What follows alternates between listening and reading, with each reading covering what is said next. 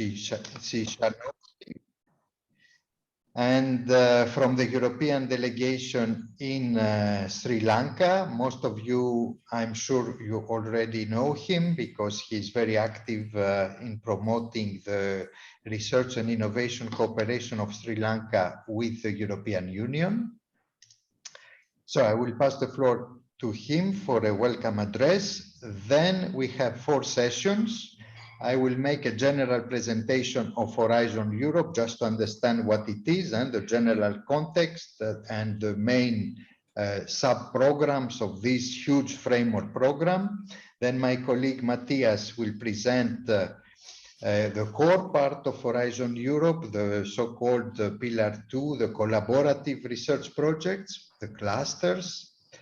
Then we will have a short break and we will continue with the Marie Sklodowska-Curie actions and the European Research Council grants.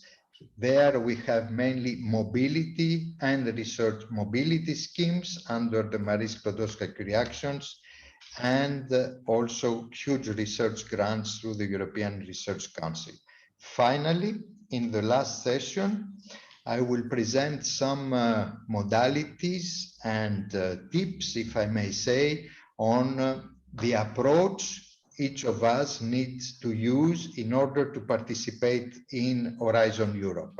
What we should do depending on what we aim to implement. Are we aiming to implement a research program? Are we aiming to do mobility towards a laboratory in EU member states and so on? So I will give some information about the way we should use in order to apply to Horizon Europe. So this is our menu for today.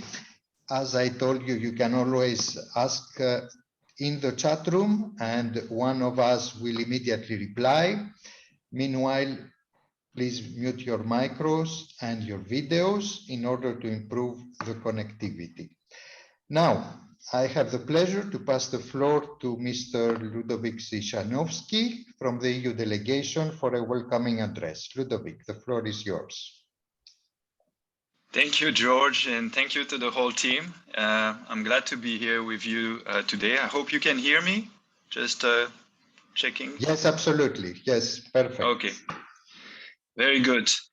Welcome to everyone. I'm gonna actually share with you a couple of ideas and also lessons learned, because this is actually the 4th time we organizing as EU, organizing an event as such, an info session to present one of the largest, or not the large, probably the largest program that the EU has in terms of research and development. It represents 95 billion euros. So it's quite substantial in terms of the outreach that we have with that. You in Sri Lanka are part of what we call our partner countries.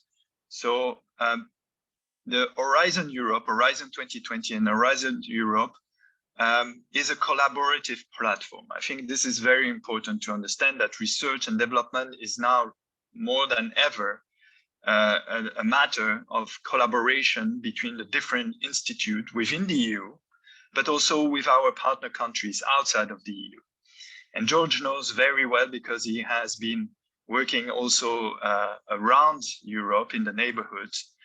And it is for us essential to make sure that we bring all the, I would say, the talents and the excellencies that are all of, sorry, someone needs to mute, thank you, all around the world. And we believe that in Sri Lanka there are such talents and excellencies that where we can really partner with.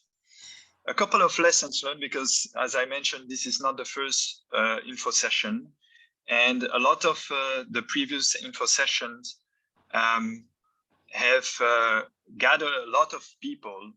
But what we noticed is that actually very few come to a point where they actually participate de facto in Horizon 2020 or Horizon Europe. And we noticed that a couple of things are very important in order to be successful and to help you facilitate your participation. One is very important, is that Horizon Europe, as I mentioned, is a collaborative place. It's a network, first of all. And so you need really to be proactive in entering this network, in getting to know who are the key institutes in Europe, because they are at the center of this program. And they are the door, the windows for you to benefit from this program.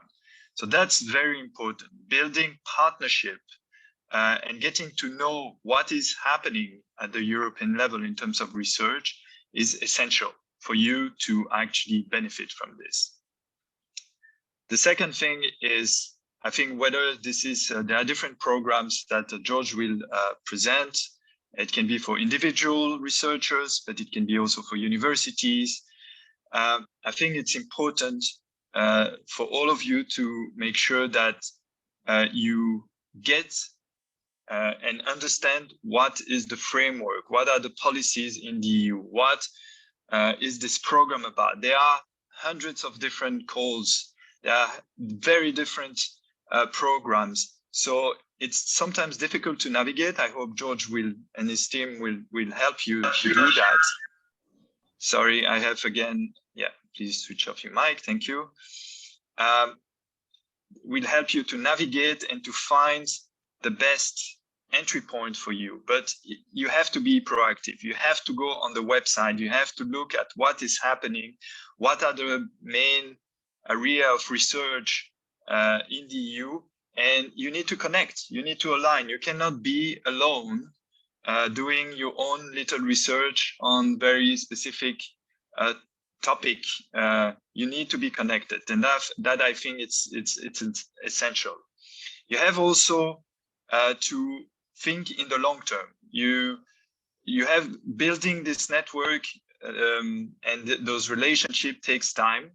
And before you actually enter any consortium or any, I would say, tangible participation in Europe, in Horizon Europe, you need to be connected and build this relationship in the long term. It cannot be just because, for instance, we received at the EU delegation a couple of requests from universities or from researchers asking us, oh, I have this research that I would like to do, could you finance us? This is not the way it works, and I think George will explain that to you. What are the entry points, how it works, what is the process? And so I think it's important to really think in terms of long-term, how do you build this partnership with the different institution in Europe.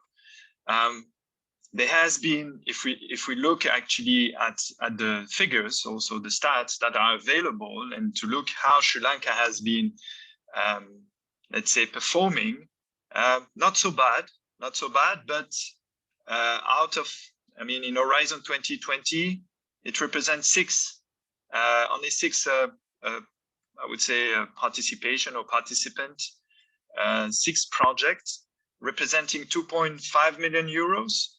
I think there's much more room for improvement here, for you to participate much more proactively. There are different ways, as I mentioned, and George will present that.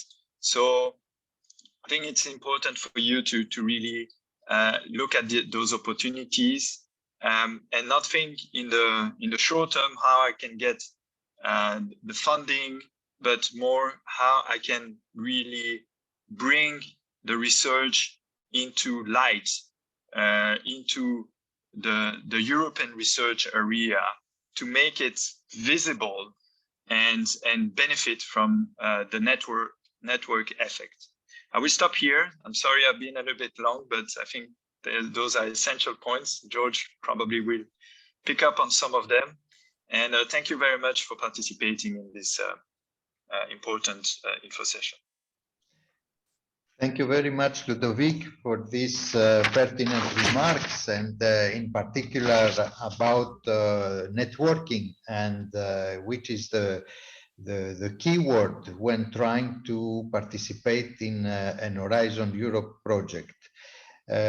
It's definitively the first and important issue to tackle when we have to prepare a proposal. We will see that in more detail in the last session, because since in most of the cases, all this huge program is working through collaboration among researchers in EU, among researchers in EU, and well beyond EU. And that's why we are presenting this program to you in Sri Lanka, since you can participate almost on with equal conditions, more or less, with researchers from EU.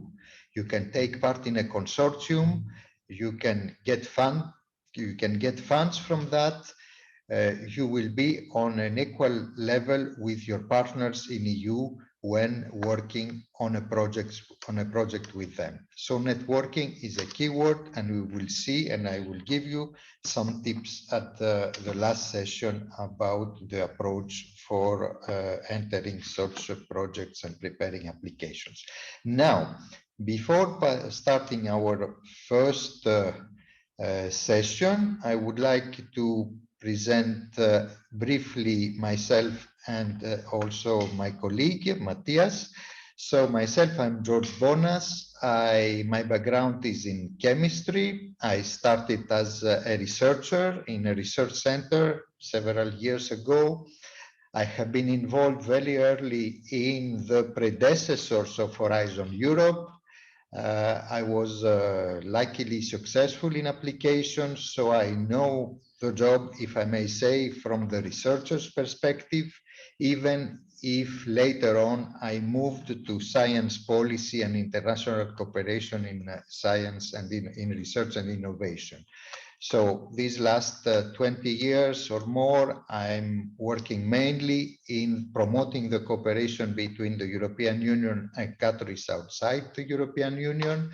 I had the chance to visit your country, part of a mission to Sri Lanka. It was a year and a half ago. Unfortunately, due to the COVID situation, by the way, it was my last mission abroad before the COVID lockdown. And nevertheless, since then, we managed to do few things together. I have been in touch with several among you. I have seen the dynamic of your universities. I have seen the work the university business linkage cells are doing. So as Ludovic was saying, there is a lot of potential, and I think you can go much above the participations you already had in the previous framework program. So I will stop here and I will pass the floor to Matthias Burch. Matthias, please, a few words about you and your background. Yeah, thank you, George. So my name is Matthias Wurch. So I worked for a few years at DLR Project Agency, and we are now, implementing different trainings and different contracts, on Horizon Europe actually, and before on Horizon 2020. So my background is I studied European science, and I worked for some years at the University of Hannover, and in the Enterprise Europe network, which also Mantas knows, supporting SMEs to get access, to funding and to collaborate on the international level. And at DLR Project Agency, I work as a national contact point, basically for SMEs, but I also do, a lot of training and support mechanisms on the international levels, to help to get partner countries, to help them to get access to Horizon Europe. So in this contract, I very often work together with George in different countries. So we know this training, and today we hope to support you, in this contract and to explain to you what are the different possibilities to get into Horizon Europe, and give you, hopefully, more or less comprehensive overview today on this, but it's a lot of information. So therefore, please feel free to ask any questions in the chat. And after the sessions, as George mentioned, we will give you the possibility to intervene and ask questions. So please make use of this. So you get the most benefit out for you and your organization. And then I would like to give the microphone back to George. Thank you. Yeah. Thank you, Matthias. So let's move on now in the core part of the business for today. And now is the most difficult exercise for me is to share my screen with you. I hope it will be successful. Okay, let's see if it works. Just let me know if it's okay for you. Perfect. Okay. That's a good point. So let's go together to see what is about Horizon Europe. So for us in Europe is what we are doing through this framework program is investing to shape our future. And as the commissioner is saying, it is of course one of the biggest, if not the biggest, such program in the world. It's very ambitious and it builds already in the success of Horizon 2020 that ended last year. What we want to do through this program is breakthrough innovation with a great impact. And this will be done through the collaborative projects, through the missions that are bringing together several call for proposals around a certain mission in order to achieve a very high impact through partnerships and other instruments we will see briefly later on. So also what we do, what we want to achieve, why we set up this program is to tackle climate change, of course, which is an extremely big concern for all of us, for you in Sri Lanka, for us in EU, for me in Greece. We want to achieve to help to achieve the United Nations Sustainable Development Goals. We want, of course, to boost competitiveness and growth in EU, but also in the countries and in the entities that will participate in these, let's say, joint research activities. We want to facilitate collaboration through this program to strengthen the impact of the research in innovation is provoking, to support European policies, but also to tackle global challenges. What we want to do is to create knowledge and better diffuse this knowledge, but also to create jobs. At the end of the day, we need to create jobs, economic growth, to promote industrial competitiveness and the investment impact. So these are the key ideas behind this huge framework program. Now, just some figures about the potential of research in Europe. You know, Europe accounts for 6% of the world's population, but we are spending 17% of the global R&D expenditure, and we are producing 25% of all high-quality scientific publications in Europe. However, we recognize that we can do much better in transforming all this knowledge and these scientific publications in leadership, in innovation, and then entrepreneurship. And that is what we want to achieve through Horizon Europe. Here is the global figure of Horizon Europe. I will ask you to ignore the two parts on the left and on the right, because they are reserved to European researchers only. The core part of Horizon Europe is in the center, and there are three pillars there. The first pillar is doing with excellence only, so is through call for proposals under the European Research Council, these huge grants. We will present them later after the break. We have the Marie Sklodowska-Curie actions in this first pillar on your left.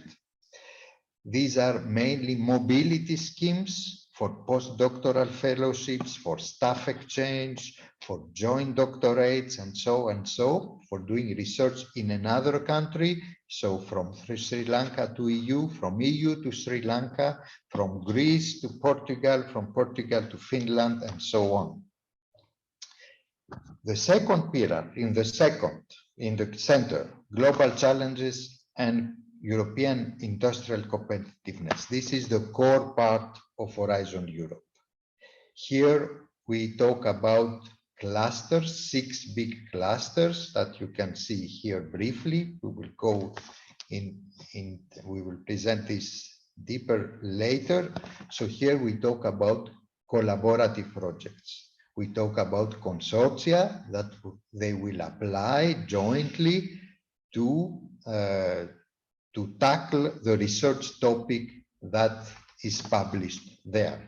In these clusters, in this pillar 2, the topics are predefined. They are there. There are already hundreds of them published in the first batch for the first 2 years.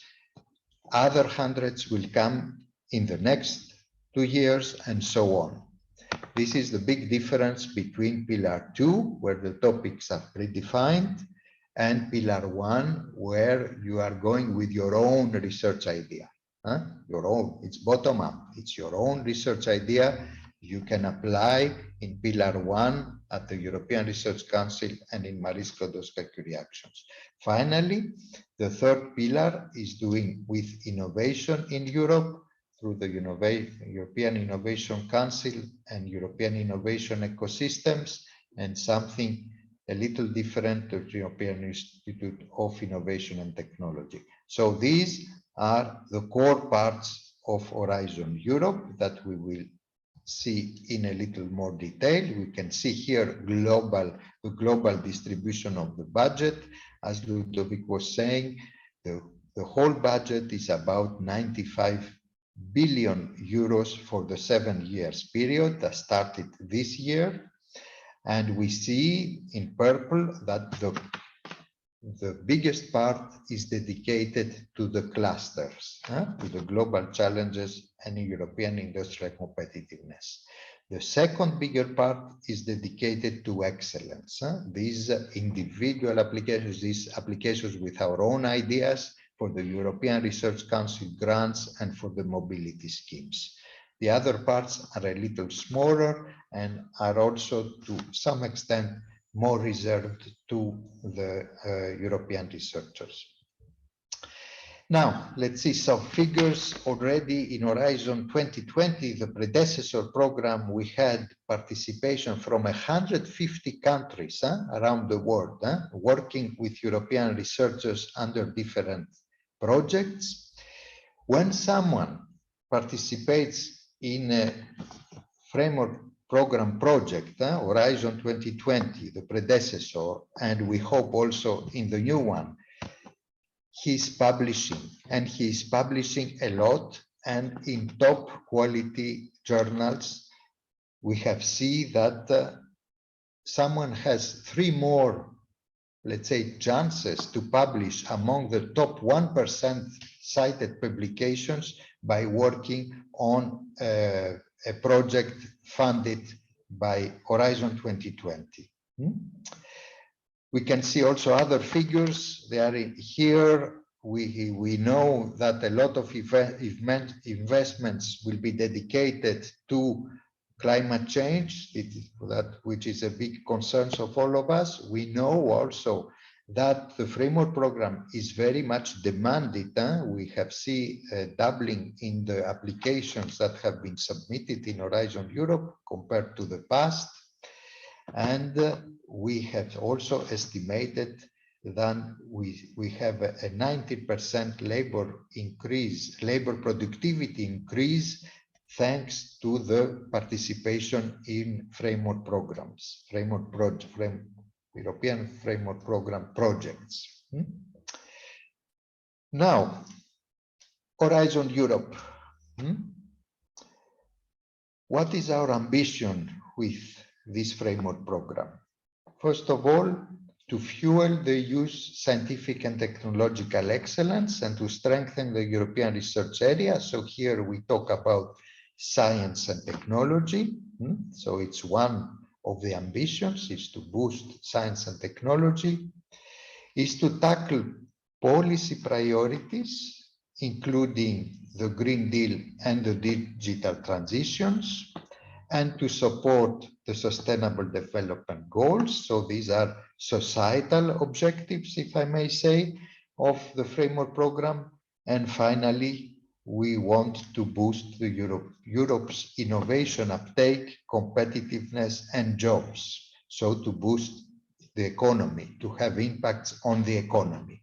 But this is the goals we set for ourselves. Why is of interest for you? It's because we believe it's a win-win situation. You will participate in a project only because you will see you have benefits to obtain out of that. You will work with your European colleagues in order to publish together, in order to patent together, in order to exploit your patents together. So it's not a development program, it's a win-win situation. You work with them because you find a scientific interest, first of all. You find also opportunities for patenting, for innovation, for exploiting your research results, and this will be for a benefit of your institution, of your country at the end of the day, and of yourself, of course. This is the idea behind. Horizon Europe is a funding program, but the benefits are owned by the ones that are making the discoveries and the innovation. Now, under Horizon Europe, we are trying also to tackle 5 big missions, 5 big main objectives, overarching objectives. First, to adapt to climate change, including the societal transformation that is needed for that. We want to tackle cancer. So there will be a lot of call for proposals under different sub-programs aiming at tackling cancer. Healthy oceans, seas, coastals and inland waters, that can be of particular interest also for Sri Lanka.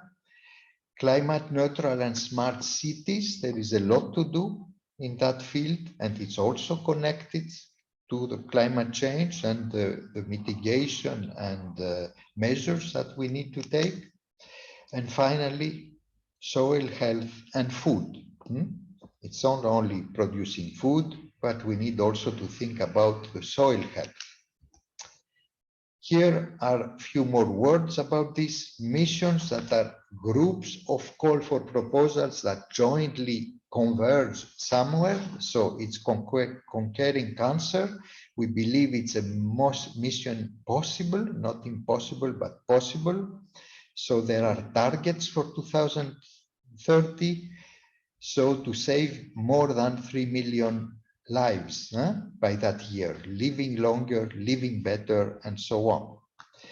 We want to prepare for the climate change, a climate resilient Europe, to prepare Europe for these climate disruptions and to accelerate the transformation to a climate resilient and just Europe by 2030.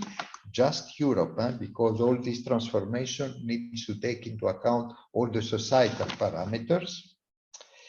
We want to restore our oceans and waters. We want to create by 2030 100 climate neutral cities by and for the citizens, and we need to caring about soils because this is caring for our lives. So these are the big groups of call for proposals that will jointly converge to the achievement of these goals, missions goals. International cooperation. International cooperation is everywhere in Horizon Europe. Most of the parts, if not all, are open to international cooperation. because we believe that tackling together societal challenges is the only way for achieving a result at the end. We need to access the world's best talents. We want your talents, you want our talents need to work together in order to achieve results. We need to have access to expertise and resources. We need to enhance the supply and demand of innovative solutions. So that's why most of the parts of Horizon Europe are open for participation for you from Sri Lanka, working together with your colleagues in EU, getting funds for doing your work and benefiting from the results. Open science is also across the program. All the program now is focusing on open science. We want to mainstream the open science practices for improved quality and efficiency of research and innovation and an active engagement of the society. The societal parameter is also more and more considered in all the applications in Horizon Europe. So now it's mandatory to use the open access pathway to publication. However, of course, the beneficiaries must retain sufficient intellectual property rights to comply with open access requirements. So a good equilibrium has to be found there. The data sharing also be very open as possible and as closed as necessary. So we need in every proposal a data management plan for fair research data, findable, accessible, interoperable, and reusable. So these are the big principles behind the open science in Horizon Europe. How can third countries participate in Horizon Europe? There are two big ways. There is funding for individual researchers from all nationalities that are welcome to participate. Individual researchers, these are mainly on mobility schemes. I apply individually, myself as George, I'm applying mainly for mobility schemes. And there is also the other big pathway, participation in collaborative research projects. So here we apply together in consortia of entities, my university, your research center, your SME, your startup, your NGO.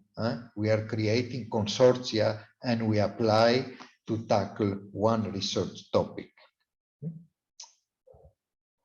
Now, few more details about Horizon Europe. First pillar, you remember on the left part of the slide at the beginning. We talk here about reinforcing excellence and the Union science base. So here we have three main sub-programs. We will talk about the two first ones. The European Research Council, which is dedicated to frontier research by the best researchers and their teams. It's completely bottom-up. You apply with your own idea. You need already to have some strong credentials. It's a very, the competition is huge, but also the funding is extremely huge. We will see the different types of grants that exist there.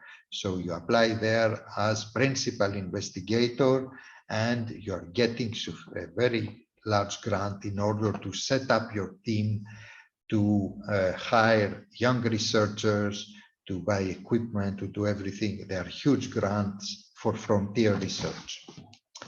Second part, Marie Sklodowska-Curie actions. It's for equipping researchers and research with new knowledge and skills through mobility and training. We have here staff exchange schemes, postdoctoral fellowships, doctoral networks, several entities that are jointly working on a certain theme, and they are doing training, they are giving PhDs to young researchers. So this is the idea behind detail after the break. So where can I find funds for individual applications? At the European Research Council grants and at the Marie Sklodowska-Curie actions. These are the two main, let's say, pathways, routes for individual applications. All the rest is for collaborative projects. European Research Council, just words I told you, there is huge funding depending also from the experience of the principal investigator, if it's a starting grant, consolidate or advanced, etc., or mini consortia, if I may say, 2 to 4 researchers. Okay, it's very competitive, but it's also very successful. 10,000 projects have been submitted, but over 70% of the completed projects led to breakthroughs or major advances. According to independent studies, 7 Nobel Prizes, 4 fields medals, and so on have been awarded to researchers that benefited from these grants, and it's very open. According to the latest data, more than 80 nationalities, grantees from 80 nationalities took already advantage from the European Research Council grants. Now, second pillar, in the center, these clusters. These core part of the framework program are dedicated to what? To health, to culture, creativity, and inclusive societies. It's more for social science and humanities here. Civil security for society, digital industry and space, climate, energy, and mobility together, since they are very much interlinked. How we are using energy, what we do with mobility, and how all this is impacting on climate.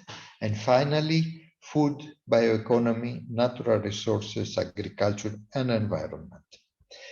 Here are the same clusters here with their budget. We see that most of the budget, and it's a very huge funding, is dedicated to digital industry and space, and also to climate, energy, and mobility. However, there is also very important funding for health and for food, bioeconomy, natural resource, agriculture, and so on. The other programs, the other sub-programs, the other clusters are relatively smaller. Okay, let's see where I stand in terms of time also. I should keep some, but now we are fully on time. So let's move on. The third pillar is dealing with innovation. Okay, here several parts are mainly reserved to EU entities, but is mainly for creating European innovation ecosystems, support the innovations with breakthrough and market creating potential, and so on. The European Institute of Innovation and Technology is something a little different. It works with its own rule, is bringing key actor, research, education, and business together around a common goal for nurturing innovation. And these are interesting, let's say, sort of clusters, sort of consortia, sort of associations or whatever, bringing together very different actors all together working on the same theme. Now, okay, there is a strategic plan.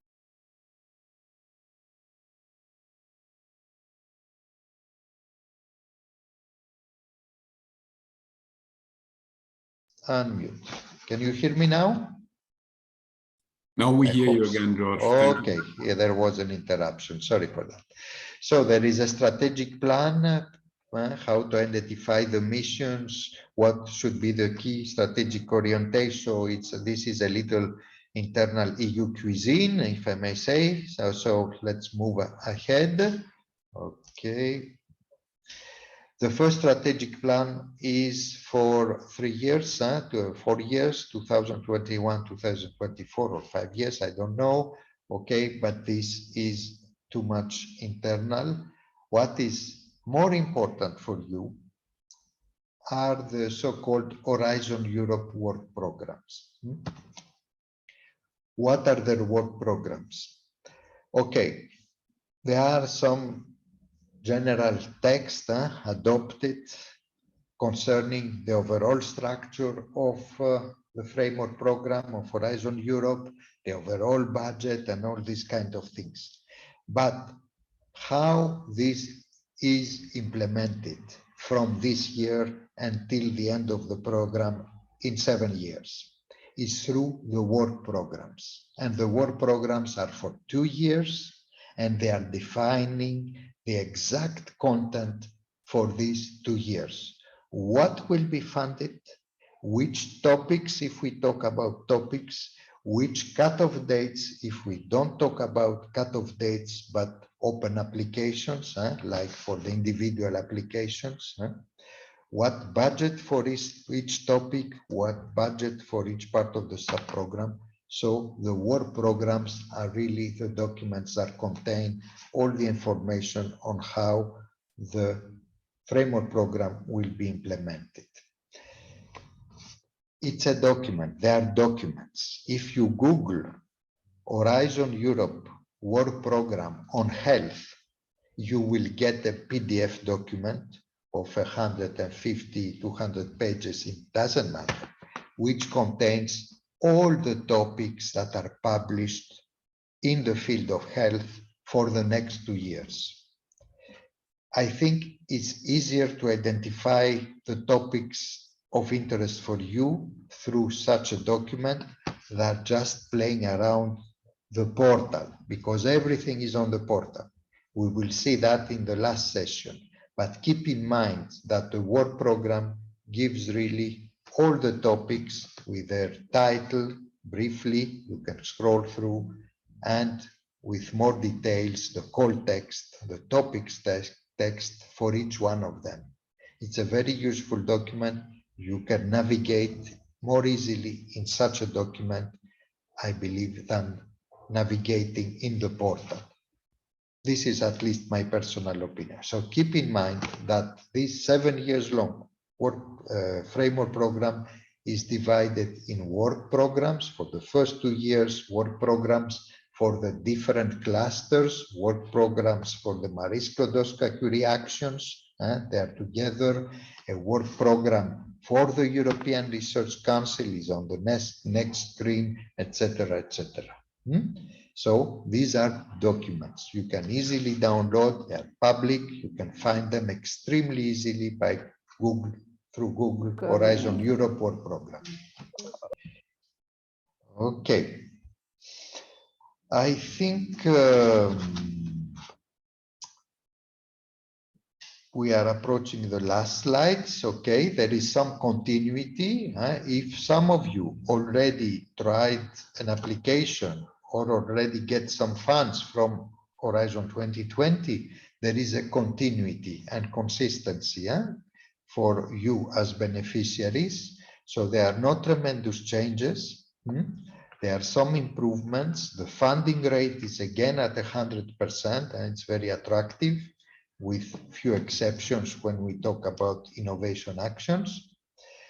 There are simplified forms of funding that are used more and more, these lump sums, if you don't want to do exact calculations and using real costs. We will see this maybe a little briefly later on. Broader acceptance of usual cost accounting practices of the beneficiary. So the European Commission is trusting your rules. You have rules in your entity. So these usual accounting rules are recognized almost to 100%. So you are not obliged to follow different rules for Horizon Europe than the rules you apply in-house. You have well-defined rules in-house. In most of the cases, they are recognized as they are. So last words about implementation strategy. What are the guiding principles? First of all, maximizing the impacts. Here we are not talking about basic research, if I may say. We want to have impact out of this funding, out of these projects. We want to generate jobs, we want to generate growth, we want to generate money at the end of the day. So we want all these actions to have impact. Maybe in some topics there is room for certain basic research, if I may say, but most of the topics are oriented in applied research and innovation. What we will do needs to have a tangible impact that we need to describe. We will see that in the next slide. We will have a greater transparency in the evaluation procedures, simplification on the model grant agreement and the guidance, synergies with other EU programs, with Erasmus Plus in particular. Maybe you know already this program, easing access and so and so. So synergies with other programs. You can see Horizon Europe is one of the funding instruments of the European Commission. Erasmus Plus is also on your screen in the third column towards the bottom. So there are synergies among these programs that can facilitate submission. Now, a slide about impact. We want to achieve a tangible impact out of each funded project. But what we mean when we talk about impact? First of all, we talk about scientific impact. Obviously, we are researchers, we are doing research. We need to create high quality new knowledge, strengthening human capital in research and innovation, and fostering diffusion of knowledge and open science. We need to be open. We need to have a scientific impact. We will publish. This is obvious. But we need also to think and to have, through our approach, a societal impact. So we need to address EU policies and or global challenges, the United Nations Global Development Goals and so on, or climate change, this big threat, delivering benefits and impact via the missions to tackle cancer, to tackle climate change, the improving our water and oceans, and so on. So strengthening the uptake of research and innovation in society. We should not be isolated from the society, but through our actions, we need to strengthen this uptake from the society. So all our projects need also to have a societal impact. And finally, and last but not least, economic impact. We need to generate innovation-based growth, creating more and better jobs, leveraging investments in research and innovation. So when we will submit a proposal, especially under the clusters on health, on digital, on food, on energy, and so on, we need to think and to show to the evaluators that will review our project. We need to show that we will have a strong impact and very different aspects of impact. A scientific impact, obviously, but also a societal impact and economic impact. In our proposal, we need to describe there is a part dedicated to impact. It accounts for 1/3 of the evaluation, and this part needs to be well described. We need to describe all these types of impact that we can achieve through our approach, through our project. So this is it. Here are some, let's say, links for more information and the websites and so on. Finally, the word from our big boss, if I may say, Maria Gabriel, the Commissioner for Innovation and Research. What we want to achieve, we want to step up our ambition for a sustainable future. The program will maximize its impact. How? By strengthening scientific and technological bases, boosting innovation capacity, driving the green and the digital transitions, and supporting an inclusive recovery. Inclusive. This is also an important part. We should not leave persons and groups of persons and parts of the society out of all this progress, out of all this progress we want to achieve. So here we are. We are at the end of this journey, this overall presentation. We are a bit ahead of time, and this is good. So we can profit for a few questions or comments. I don't know, Matthias, if there were any comments or questions in the chat room. Should we bring something to the plenary?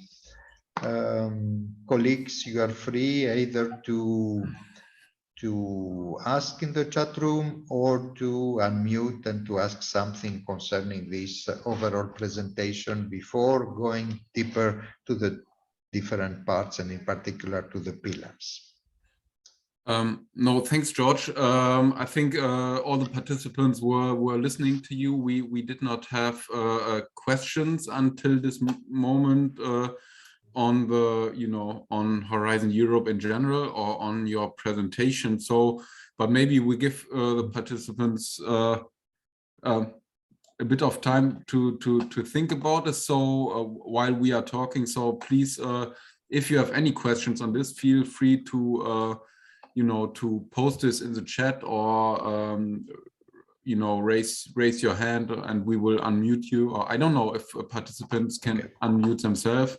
So please use this opportunity to ask questions on this. Otherwise, we move on with the next presentation, and maybe the questions will arise as soon as we will enter a little deeper in these parts of Horizon Europe. Okay. So I'm proposing to move already to your presentation, Matthias. Okay, yes, fine. So thanks, George, for this introduction on Horizon Europe. We will now come to the big part of Horizon Europe, especially money-wise, which are the collaborative research projects. And I will explain that to you. So hopefully you can see my screen now. I just have to, So can you see my screen? Yes. Yes, okay, please go ahead. Yeah. Okay. So so George just has introduced basically, Horizon Europe in general, the strategic background and, the different pillars, etc. So today we will actually have a look in particular into two pillars. So first is pillar 2, which I'm doing, which is a collaborative research projects, basically. Then we will also, after the break, we will have the colleagues Liane Leverens and Marion Corres, who will go into pillar 1, so Marie Curie actions and ERC actions. So, but let's start with pillar 2. So pillar 2 is basically where you participate in collaborative research project. And so let's answer the general question first. So how can I participate in a collaborative research project, basically as an entity or from Sri Lanka? Because for the collaborative research projects, you remember you cannot participate as a single person, but as an entity. So you always apply with your university, with your company, with your organization, etc. And actually, so this is open, of course, for member states of the European Union and for associated states, but it is generally open on the international level as well. And for an entity from Sri Lanka, which is an international cooperation partner country in ICPC, you can not only take part in collaborative research projects of Horizon Europe, but you can you are always eligible to receive funding automatically. So that's a big difference actually in comparison to, you know, countries like the US or Australia, so higher income countries, you know, on the broader level. So this is good for you. You can just apply for any Horizon Europe call within a consortium, and you will be eligible for funding. You just have to remember that the consortium which you take part in has to meet certain minimum conditions, which is basically that there must be at least 3 participants from different EU member states or associated countries part of this consortium. So international partners such as, you know, University from Sri Lanka, for example, must come in as an addition to this. So let me be clear here, this won't be a problem actually with a collaborative research project, because you know, these projects are usually big projects, and there are always, I would say, the consortium are always bigger than 3 partners. So you always have 3-4 partners from Europe at least, and then you can come in as an addition to this, so this won't be a problem at all. So all in all, I think this is a good starting point for you here in this contracts. So where do I find the collaborative calls? So this is a bit wrong actually, because there are collaborative research calls also in the pillar 1, the excellent science pillar. So there are doctoral networks for Marie Curie, etc. And of course, there are also collaborative research projects in pillar 3. So I posted this in the chat, you know, a few minutes ago. For example, interesting for you could be, for example, the Pathfinder funding scheme, which is basically an open funding scheme. So here you don't have calls on or topics on a particular thematic field. It's basically open to every scientific field or project. So this could be interesting for, you know, for you as a participant from Sri Lanka as well. You can you need to build a consortium with at least 3 partners from 3 different EU member states or associated countries, but then you can apply with any topic. Basically, you don't have to filter for calls topics which are predefined by the European Commission. In this case, it's open in this regard. So this could be interesting for the Pathfinder. Just please keep in mind that it needs to be basically at least something, you know, like a disruptive, very innovative idea, which could in the future you know, result in a disruptive innovation, for example. However, the majority of the collaborative research projects, and this is what we focus on today, are located in pillar 2, so the global challenges and European industrial competitiveness. So here is actually not only the majority of the budget of Horizon Europe, but here are basically all the clusters with the predefined topics on thematic fields. So let's have a look at this. I think George briefly showed this slide earlier. So we have we have 6 clusters here: health, culture, creativity, and inclusive societies. Then we have civil security for society. We have digital industry and space. We have climate, energy, and mobility. And we have food, bioeconomy, natural resources, agriculture, and environment. And all in all, we have, for this 7 years of Horizon Europe, there's a total budget of more than 50 billion euros. So this is the majority of the Horizon Europe budget, actually.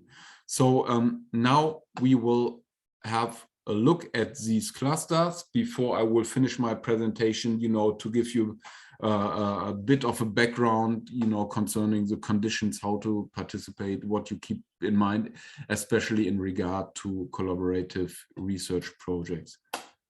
Yeah, so if we have a look at the budgets for the cluster, you will notice that you know, this is here always a budget for the you know, for the 7-year framework project, 7-year framework program. So you see that I mean, it's all big big clusters with billions of euros in, but you will notice that especially, you know, cluster 4 and cluster 5. So cluster 4 is digital, industry and space with more than 15 billion euros, and cluster 5, climate, energy and mobility, which is, as George has mentioned, of course, a very relevant topic for Horizon Europe, also with more than 15 billion euros, is are by far the biggest cluster. So here you find the most calls, the biggest calls, if you look at the particular working programs. So let's have a look at each cluster just briefly, just skip through them so you know what you will find in it. So cluster 1 is health. So here you will find all, you know, different topics in various health fields. Rare diseases, infectious diseases, etc., lifelong health, also environment and social determinants on health. With regard to Sri Lanka, I've learned that you know, that you're very strong in IT. So maybe it's that for you, you know, who are, you know, in the IT field, it's maybe particular worth to look into the field digital tools, technologies and solutions for health and care, including personal medicine, and into the health system, because here there's always a big IT component required. But in generally also, I mean, for if you're coming from the health sector, look at these working programs and you will probably, you know, find a few calls which could be relevant for you. Matthias, if you allow me, yes. I would like to jump in here in this example, the previous slide you had on cluster 1. Yes, sure. Please, George. Yeah, just to say that, look, I'm a researcher and I'm working on the IT sector. Yes. There is sure a cluster on digital and space, a huge one with a lot of topics on. So obviously is the first look I will take is in this cluster, is cluster 4, if I'm not wrong, about digital and space, because I'm working on the IT sector. However, look that you can find also very interesting topics for you in the other clusters. Look at here, digital tools and technologies for health. So there is room for you as a software developer, or I don't know what else in the IT sector. In cluster health, for example, working with others, with health practitioners, with medical doctors, and I don't know what else. You can form a consortium with them and applying to a topic under the cluster of health, even if your background and your entity is in a school of informatics or mathematics or computer development, computer electronics. So keep this in mind, that the topics, because under each of these bullets you can see in the screen here, there are tens and hundreds of research topics. They can be very interesting for you, even if they are not in the cluster you will see at the first approximation. All of the topics are multidisciplinary, almost all of them. So they need synergies from different disciplines for different science fields. And this is a very good example here. So you are looking first on the cluster of your own expertise, but also take some time and look to some others, because you can find very interesting topics for the work you are doing. Thank you, Matthias. I'm sorry for this interruption. Oh, no, George. George, this is actually a very good point. I mean, especially in regard to IT, you know, and digital technologies. I mean, of course, they are basically the background for a lot of things going on in different clusters. So you will find IT and digital technologies basically, and they will be needed in every cluster. So it's worth to have a look in every cluster on this. So especially with IT, this is also true, for example, for you know, environmental technologies, climate technologies. This is also very big topic for Horizon Europe. You will find this also not only in the cluster 5, which we will come to a bit later, but also, I mean, it's also here in the health cluster. There's one one field on environmental and social determinants for health. So but in the other clusters as well. So yeah, of course there are multidisciplinary approaches. So I can completely agree with what George said. Yes, George, please. And the same is true for social science and humanities. The people from these fields are very often complaining that the framework program is not really for them, etc. It's not true. Social scientists and people doing with humanities can find a room everywhere, I would say, more and more now. Cluster 2 is more dedicated to them, but look at on all this, except maybe the 2 first bullets, all the others here in the health sector will necessarily need a participation from the social science and humanities. And this is true almost everywhere, since the societal impact, as I was explaining earlier, it's present, needs to be present everywhere. So people from social science and humanities definitively need to look in all clusters. That is my advice, at least. Thank you, Matthias. I will stop here. Yeah, please. Yeah, no, that's fine. I mean, just to continue that. So, for example, if you're from the social fields and you have a focus on ethics, there's definitely the health field is definitely extremely relevant for you. So, so social sciences is a big field, but you're completely right. That's present in, in a lot of fields, in a lot of clusters. Maybe not then always in the major role, but I mean there are maybe some smaller working projects also taking into account this, or if you know how to do a study or something like this, you might be. So then let's jump right to the social sciences, right? So we tackled this, so it's a smooth overlap. So okay. So cluster 2 is basically a cluster which is then the main cluster for the social sciences. It's cluster 2, culture, creativity, and inclusive society. So there is one field on democracy and governance, one on culture, cultural heritage, and creativity, and the third one on social and economic transformation. So here the goal is basically to strengthen European democratic values, including the rule of law and fundamental rights. So it's about cultural heritage and promoting socio-economic transformation that will, of course, in the end contribute to inclusion and growth, of course, as mentioned by George. As this should be all in line with overlapping goals of Horizon Europe. Yes. Cluster 2 and also cluster 3 are relatively small cluster, but basically just in relation to the bigger ones. It's still billions of euros here, and so it's definitely worth having a look. Cluster 3, so civil security and society, is really focused on on the security for society. It has different focuses. So one is on disaster resilient societies. So what can you do here in this regard? One is on protection and security, and this could be also for basically for the IT experts interesting, one on cybersecurity.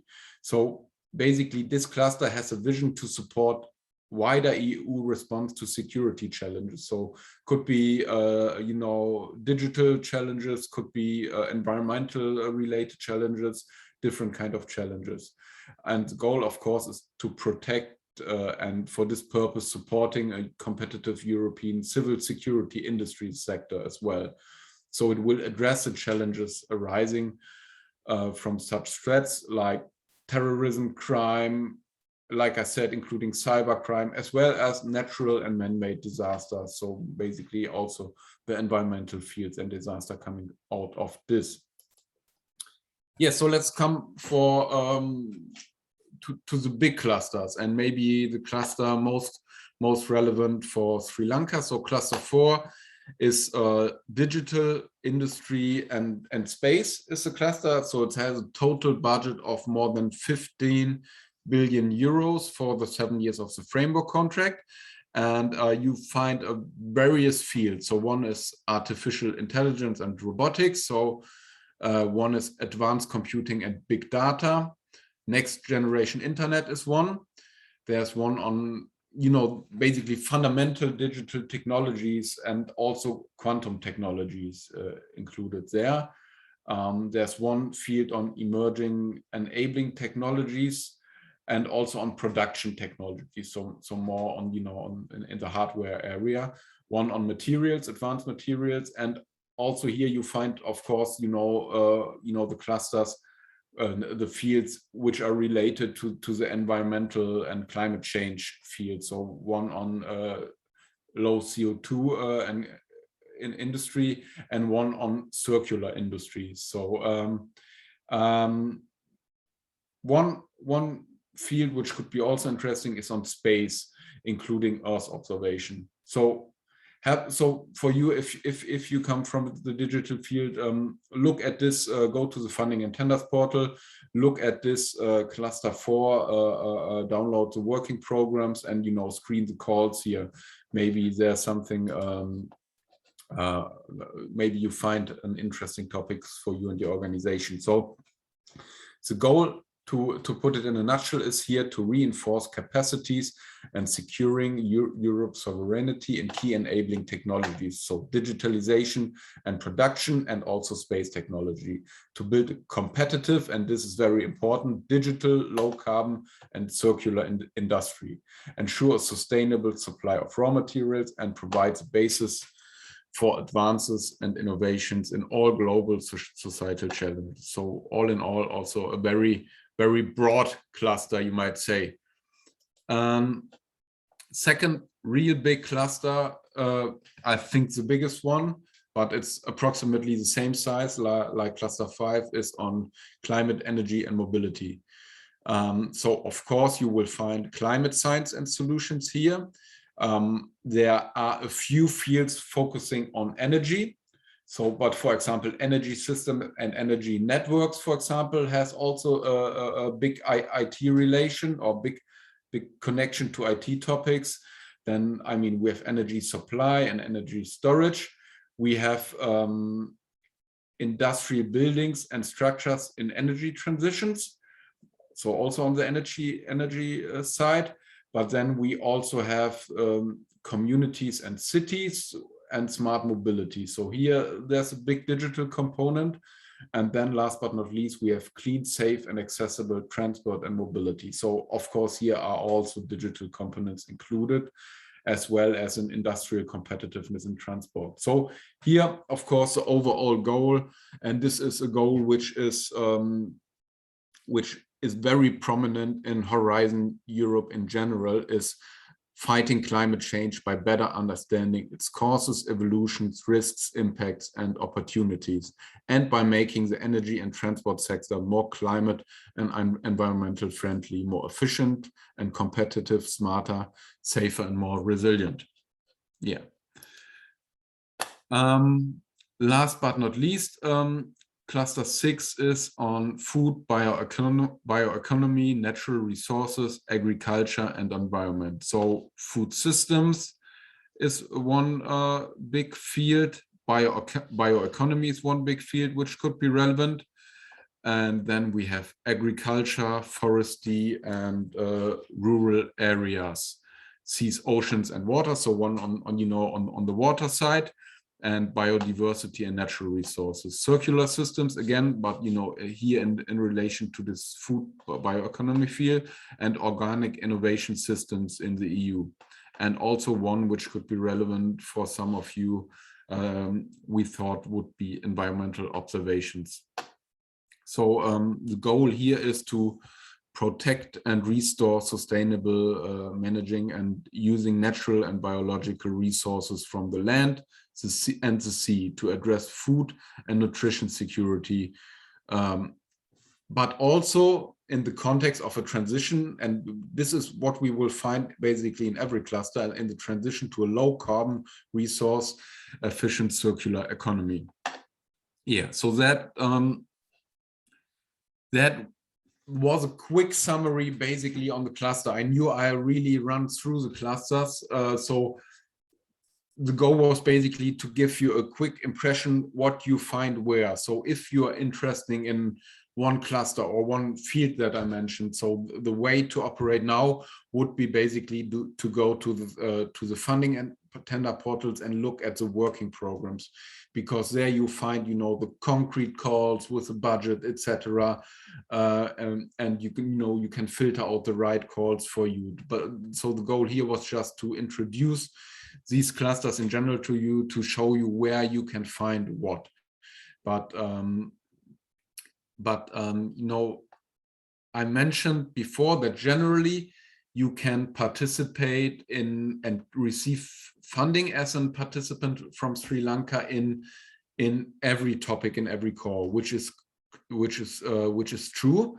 So look at every call. However, there are specific calls which may indicate that participation of international partners is encouraged, or indicate that participant from partners from a certain country or region is encouraged or even mandatory. So this is something you should also keep in mind, because if you have a call where, you know, which says international cooperation is encouraged, there's maybe even better chance, or is a better chance that you will get funding, because the goal of the European Commission for this call, for this topic, is to get international partners involved.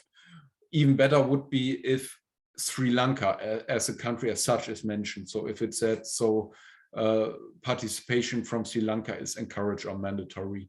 We have not found this for the working program 2021-2022, so for the current working program, but keep an eye on this for the upcoming working program. So have a look when you go to the funding and tenders portal, and you don't go to the working programs directly, but you use, you know, the search mechanism here. You can, for example, filter for international cooperation, and there you and also for thematic fields in one way. There you can find, you know, you can filter for topics where international cooperation is encouraged or mandatory. So this is something to keep in mind, because your chances may be higher, maybe even higher in this regard. And to underline this, these are not just a few calls. So if we just look at the working program 2021-2022, which is of course the only working program which is yet published, so there will be a new framework program which will then run until 24, then there will be another one until 26, and then the last one. There are already in the first working program, which covers just 2 of 7 years, there are more than 200 actions actually specifically relevant for international cooperation, and 75 actions targeting cooperation with specific countries or regions. And 30 of them are contributing to key multilateral initiatives, and the total budget is for this EU contribution is actually 3 billion euros just for this working program 2021-2022. So the EU really puts significant money into this international cooperation topics. Yes, so that was basically the overview on the cluster 2. Let's I will finish my presentation now, because I think we have a few minutes time left before the break. You know, to give you a bit of a background information on how to find and understand the call, on the different funding lines, on the technology readiness levels, as well as the evaluation criteria and funding rates. I won't go too much in detail, because I think George has a presentation in the end of the seminar, which will, you know, maybe also touch on these issues and elaborate them a bit, but I will just briefly introduce this, especially in regards to the collaborative research projects, which I have, you know, just explained. So your starting point is always the funding and tenders portal. So here, click on, just search funding and tenders portal on Google. It will be the first hit, and then you can go to search grants. You have to select Horizon Europe, and then you can select forthcoming and open calls topics. You select the program periods, then you can select your thematic areas. So for example, cluster 4, digital industry space, etc. And then if you like, you can also click the international cooperation filter, and then the funding and tenders portal will show you, the different calls, and you will click on this. The other way to find a call is, as mentioned by George, you will find this also in the funding and tenders portal to look screen for the work programs. Here you have to click on, reference document, I think. But there you will find all the relevant information, and hopefully will be able to find a fitting call for you and your organization. Okay.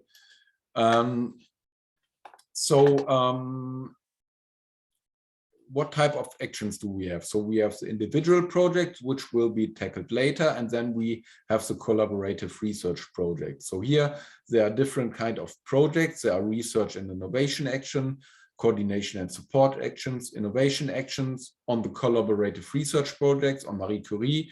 There are also Marie Curie actions as a collaborative research project, so staff exchanges or co-funding of national and international programs, so co-fund or doctoral networks. And there, in the future, there will be also the EU missions and the partnerships. So the modalities for the participation is in the end with a grant agreement as a coordinator, partner, associated country, or third party. Or what would be also possible would be as a subcontractor, but there you would not be directly part of the consortium, actually. Yes, let's have a look at the different actions to know what needs to take place here. For a research and innovation action, this is so what I'm here explaining is on collaborative research. So for research and innovation action, the funding is available for collaborative research projects, tackling, clearly defined challenges. So the topic which you have filtered out, which can lead to the development of a new technology or new knowledge. So what's the difference? So a research and innovation action is basically more at the beginning of the research. So it's so with a project, the technology readiness level, which I come to in a minute, should go up or can go up to technology readiness level 6, basically, which is basically something like a prototype. If you are more progressed and or at a later stage of research, innovation action, you have to look for innovation action. So here the funding is available for closer to the market activities. So something like prototyping, testing, demonstrating pilots, processes or services. So in the end, it usually starts with a TRL of 5 or 6, and then could go or it can go on to TRL of 6, 7, 8 even, so almost to the market, basically. So this is for you if you are closer to the market. So for all these are both funding schemes for collaborative research projects. So for both of these funding schemes, the minimum criteria apply. So at least 3 entities established in 3 member states or associated states, associate countries must be part of the consortium. If you filter in the funding and tender portals or look in the working programs, you will find also coordination and support actions. This is, I would say, not real research, it's more supporting mechanism. So here the funding is available for actions consisting primarily of, accompanying measures like coordination, networking, in programs and policies, training, dissemination, exploitations, etc.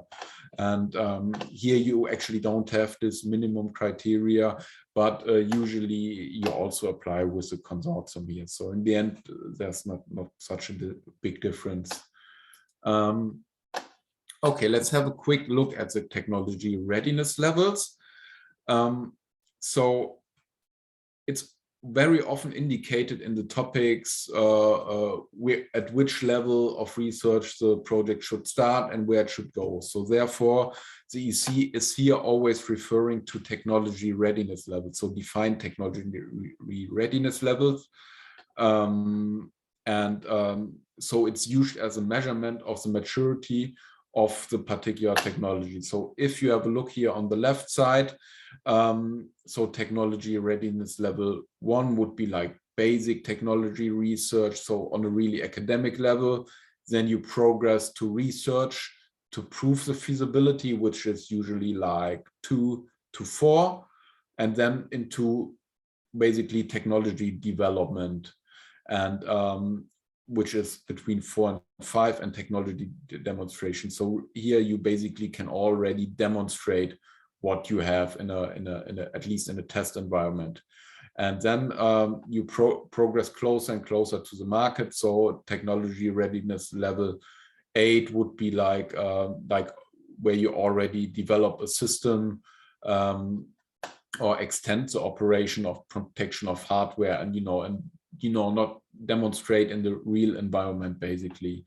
And technology readiness level 9 is usually, which is not normally not, the EC cannot fund this because it's in the commercialization field. So here you already earn money, and this is so TL9 is usually not funded, and the only exception is the accelerator, where you basically can apply for blended financing. Matthias is maybe too technical, too much European jargon, as we say in French. Yeah, maybe we should give some practical examples. Please go ahead. Or maybe we should navigate a little through the portal. I have it on my screen here. Yes, we can. Will you come to the evaluation criteria? Very briefly, because I would like to navigate a little through the portal to show some topics. Yeah, then let's topics. Yeah. Then let's do that. Then I think then then let's go to the portal to see, and then we talk about the evaluation later on, since we okay. Thank you, Matthias. Okay. So I will do the exercise again. Start sharing my screen. Okay, share. All right. So colleagues, if you Google on the address I just inserted in the chat room, you will land in these funding and tenders opportunities for Horizon Europe. There are many others, Erasmus and all these things. Now we are on Horizon Europe. And you can already here try to find a specific research topic among the 837 that are published today, that are on the portal already today and since a few months or weeks. If I Google, for example, circular economy, I know that several of you are working on that field in Sri Lanka. I talked to a few of you. We will end up with 30 topics. They are forthcoming, open for submission, or already closed, 14 of them. There was a big deadline with on circular economy, so 14 topics are still closed. I will remove them, so we stay with the 16 that are either open. It means the next maximum 3 months they have a deadline. We see here digital tools to support the engineering of circular economy, okay? Or functional electronics for green and circular economy. You see how much interdisciplinary the topics are. We see here a deadline. Oh, it's in a week, so too late for us to prepare a proposal. But anyway, these are interesting topics. Let's take one, the 30th of March 2013, circular and low emission value chains through digitalization. That could be a topic of interest, but let's see how it looks like. I'm clicking on that. And we have here the topic. The call is there. The topic description is here. So we see here what is the expected outcome of this topic. We talk about circular and low emission value chains through digitalization with a deadline the 13th of March 2022. And the topic description is here. It says show more. So what is the expected outcome? What we expect to achieve at the end of the project and beyond the end of the project. Projects are expected to contribute to the following outcomes: demonstrate an increase in the waste reduction by application of digital technologies. Demonstrate optimization of use of secondary raw materials in value chains. All right, these are the broader expected outcomes. We will do a research and innovation work in order to achieve these outcomes afterwards. This is the impact our project needs to have. And then what is the scope? The scope here and all these bullet points here are giving details on the type of research work that is foreseen to be done for achieving these outcomes. So here it gives a lot of information in these few paragraphs and bullet points. You see, it's never too long about the type of work that needs to be done. And when we talk about type of work, we talk about consortium, because for doing a certain work, we need to have certain competences. It means having certain partners in the consortium we need to form. So circularity is an essential part of a wider transformation of industry, etc., etc. So proposal should here propose new solutions for improved use of secondary raw material along the value chain of the own industry or in other industries. This is one of the things we need to do. Propose methodologies for digital tracing and certification of secondary raw materials. I'm not a specialist on that field, but you understand here that it says what kind of research work needs to be done during the 3 or 4 years of research work under this project. Propose digital tools for integration of production passport and or certification schemes. Some of you certainly understand these things much better than me. Develop means and tools to indicate the composition and origin of recycled materials. Barcode could be an option indicating the composition and origin. So it gives clear orientation of what kind of research work we need to do. We can use barcode for that. We can use other options if we convince the evaluators are better, and so and so. Proposal submitted. Let's see this last paragraph. But proposal submitted under this topic should include a business case and exploitation strategy as outlined in the introduction of the destination. Okay. Proposal should contribute to standardization wherever possible.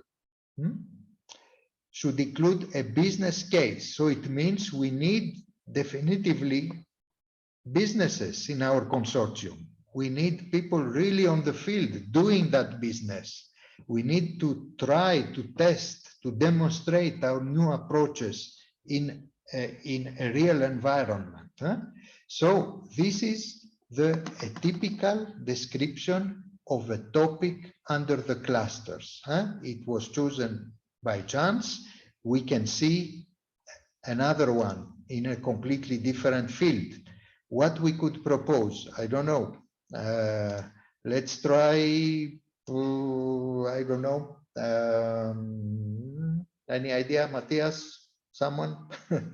uh, uh, water something. Or something with agriculture. Any idea? Please post post to the chat. What? There is something in the chat. Give me an idea.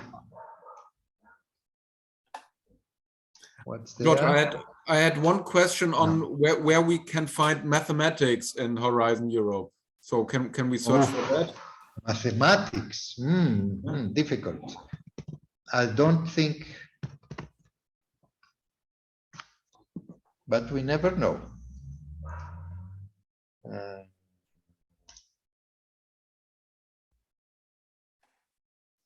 Okay, advanced spintronics. Okay, unleashing spin in the next generation ICs. Okay, I don't understand a clue of that. Okay, but certainly you know better. But let's see. Or open schooling for science education and the learning continuum for all. So you see completely different topics.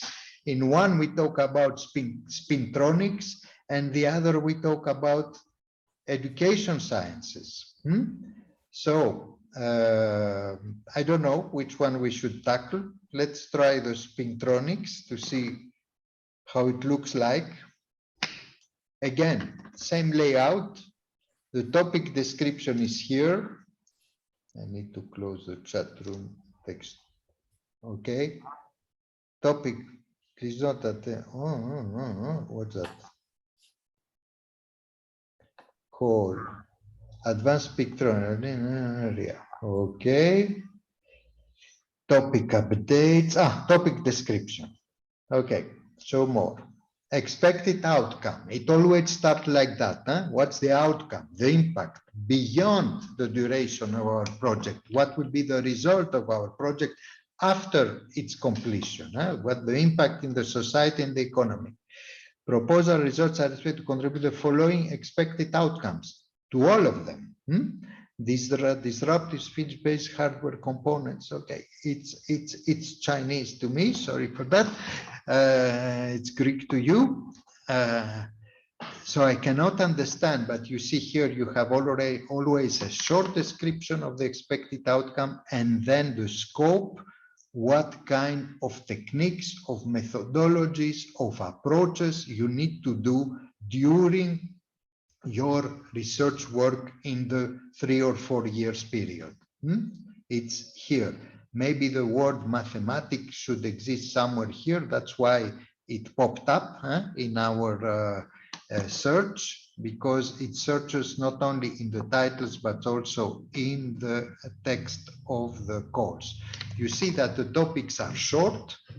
It's not very long, but it gives a lot of information. And I will give you an example in the after the break about how we decode, how we understand a topic and a call, a topic. Because this is the first step, is to scroll through the titles. That's why I'm preferring the PDF file than playing with the portal here. We scroll down the titles as far as we see a title that says something to us. We go to the text in the PDF. It's 2 pages long maximum, sometimes much less, and we see if really it fits to our research interest. If we can contribute to that, if we can think already about partners with whom we could tackle together this specific topic. There is something in the chat. Please try with big packaging, bin packaging problem, bin packaging. Okay, let's try that.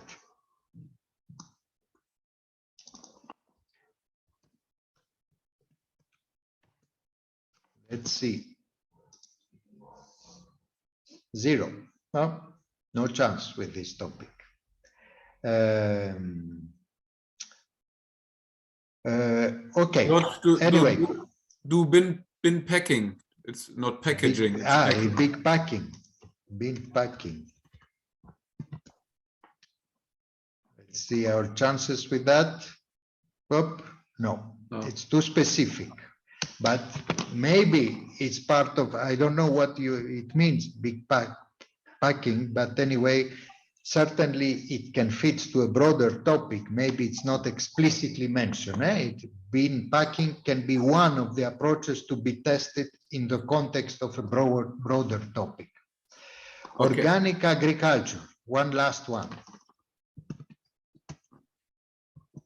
We had also rare diseases. So these are topics which you definitely will find if you search for this. So we cannot do everything live today here, but just go to the funding and tender portal and search for it. You will find things. Organic agriculture, and there is nothing on that. This is a little strange. Okay. This is a little strange. Organic, a lot, but okay, this is very broad. 19. Agriculture. Certainly much more, 62. But organic agriculture was not explicitly mentioned somewhere. Okay, that is going on. Renewable energy, certainly there will be many of them.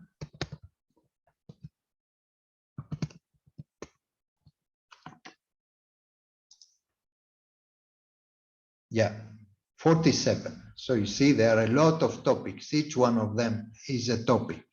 What you should look, okay, closed topics, obviously is not tremendously interesting. Open, so. Why? Because open, it means that the deadline is at maximum in 3 months. It can be next week. Even 3 months, it's very short for preparing an application from scratch.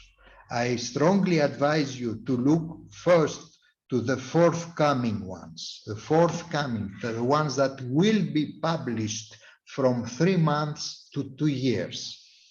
Because when we start an application, when I start preparing an application, I start at least 6 to 8 months in advance of the deadline, sometimes earlier. Why?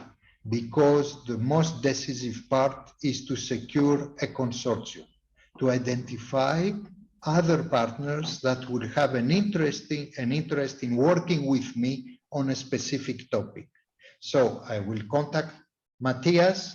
Maybe Matthias is not interesting, or he's already engaged in another consortium.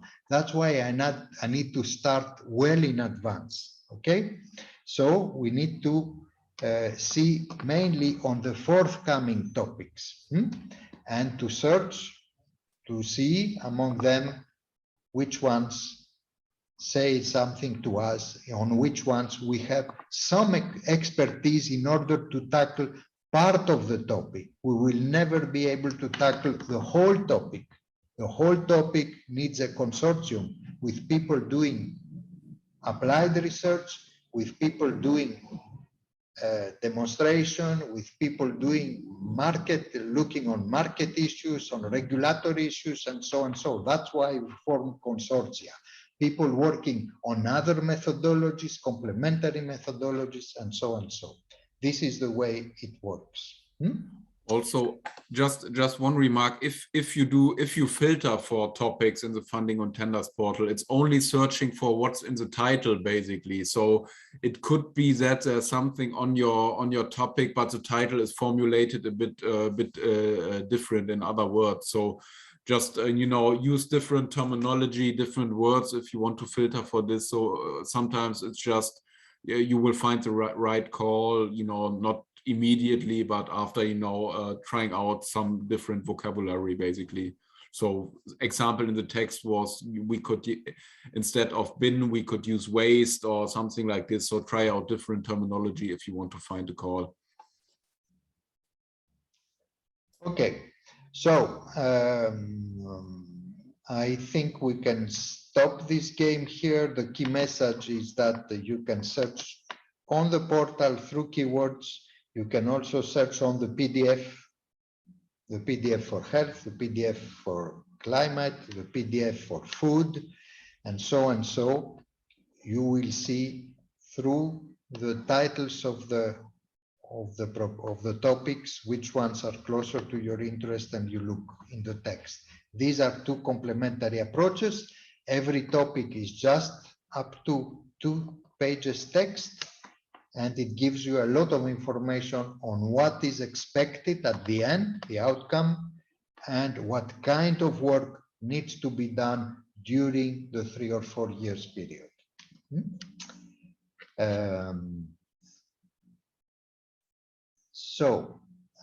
Someone is asking to share the link. I shared the link of Horizon Europe. This is the portal here.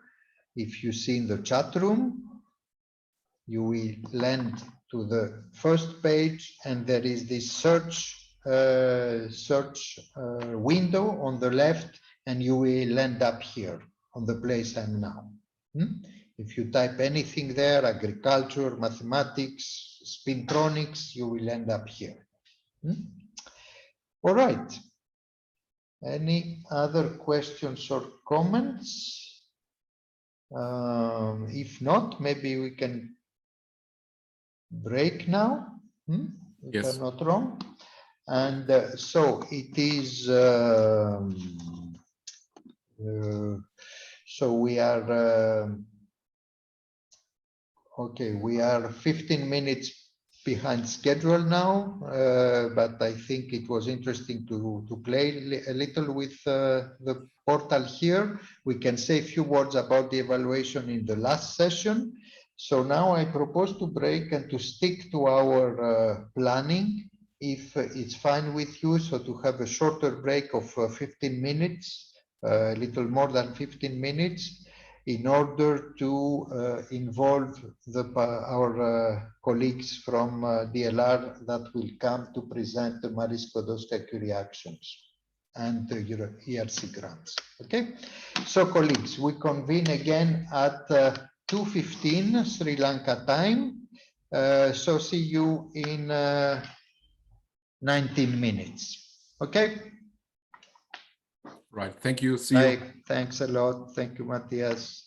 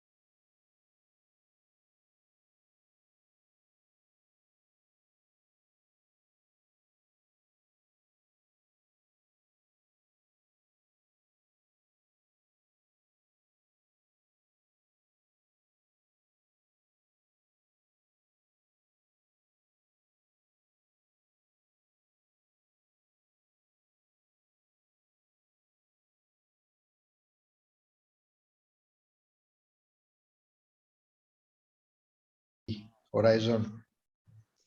This morning earlier we have seen this an overall presentation of Horizon Europe, how it is structured. Then we moved to the collaborative research projects and the clusters that are grouped in clusters. And now we have two presentations for this second part.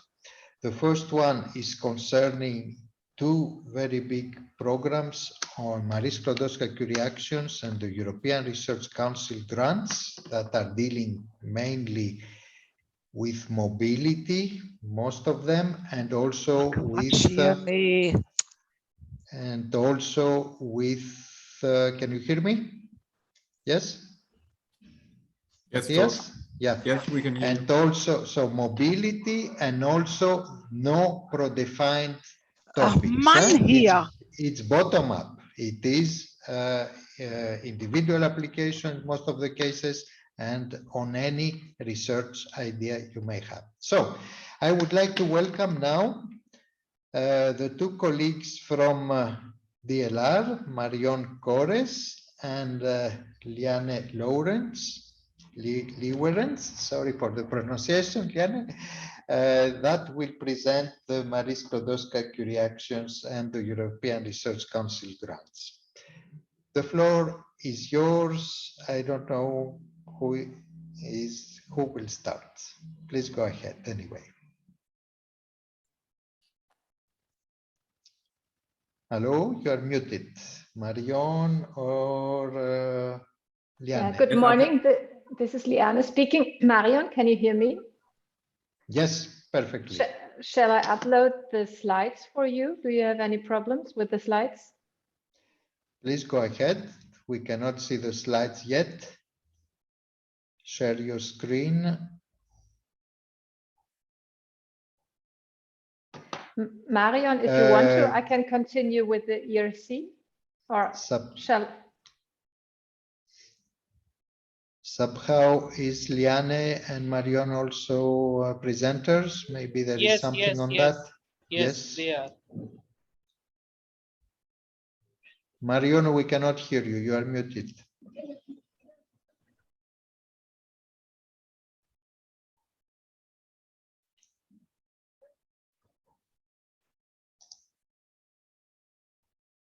Can you hear me now? Yes. Okay. I think then I'll start. Sorry for the mess. Okay. Okay. So welcome everybody. My name is Marion Corris and I work for the national contact point for the Marie Sklodowska-Curie actions in Germany. And I would like to present to you in the next 30 minutes some of these actions which I think are very helpful for you.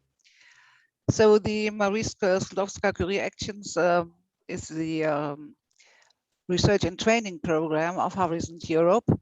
And in fact, it has 5 action lines. The first action line is are the doctoral networks, which is Marion, this is Matthias. We cannot not see the presentation. If you like, I can share my screen and I go through the slides. Should we do that? Yes, okay. Because I can see the presentation and I do not understand why you can't see them. Maybe it's better than you to load up. Yes. So then I will do that. Yeah. And I will, share the presentation. Yeah. And then you should. I will try to proceed with Yeah.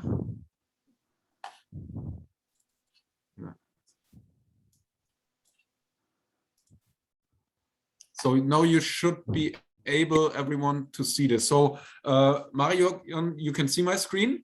Yes, I can see it. Yes, everything is fine. Okay, so I will go to the overview, okay? Okay. Can I move the slides? I don't know if it's possible for you.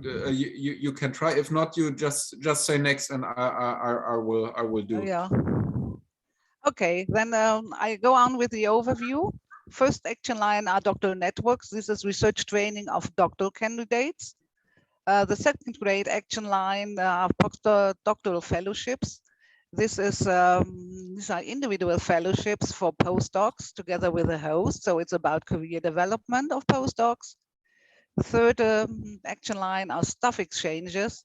This is a collaboration between institutions, and the financing is dealing with staff exchange to interchange with the staff. The fourth one is co-funding of regional, national, and international programs. This means that those institutions that administer doctoral or fellowship programs will apply for some additional money to fund more doctoral candidates or postdocs. And the last one is called MSCA and Citizens. And this is predominantly about the Pan-European Researchers' Night to promote research careers. So the Researchers' Night is always in the last September weekend of the year. So for the next 30 minutes, I will concentrate on the doctoral networks, the postdoctoral fellowships, and staff exchanges. Thanks. So the next one are the basic principles of MSCA. It's about scientific excellence, of course. If you apply, you have to have an excellent proposal. It's about career development and innovative research training, so that you are really at the edge of the latest scientific trends and developments.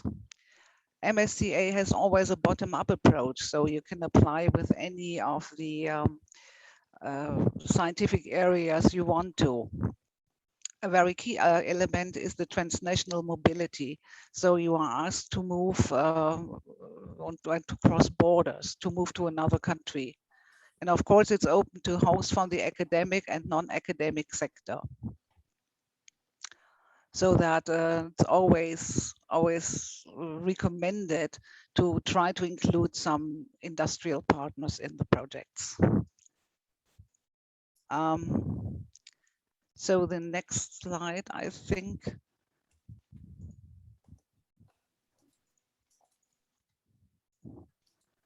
Matthias, I can't see the next slide. So the next one is about the doctoral networks. So some general information for you. Institutions from member states and associated countries to Horizon Europe, they have to form a network, and they have to apply with a research training program.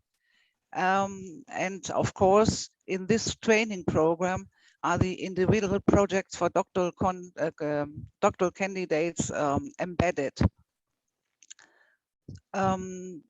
It's, as the name said it, innovative training of doctoral candidates with a maximum of 36 months. The Commission wants that the candidates that will be trained and will be recruited and will have an employment contract, including social security coverage. Any candidates of any nationality are welcome for employment. And the doctoral candidates at the date of the recruitment must not have been awarded a doctoral degree, so that here doctoral candidates have the chance to apply and to move on with their doctoral work and finally with their doctoral thesis and to become a PhD. Minimum participation. This is new in Horizon Europe. At least 3 independent legal entities established in the different EU member states and Horizon Europe associated states. One of them at least must be an institution from an EU member state. All those who apply as beneficiary, they have to recruit at last 1 doctoral candidate. And as we mentioned before, the doctoral candidates can be of any nationality.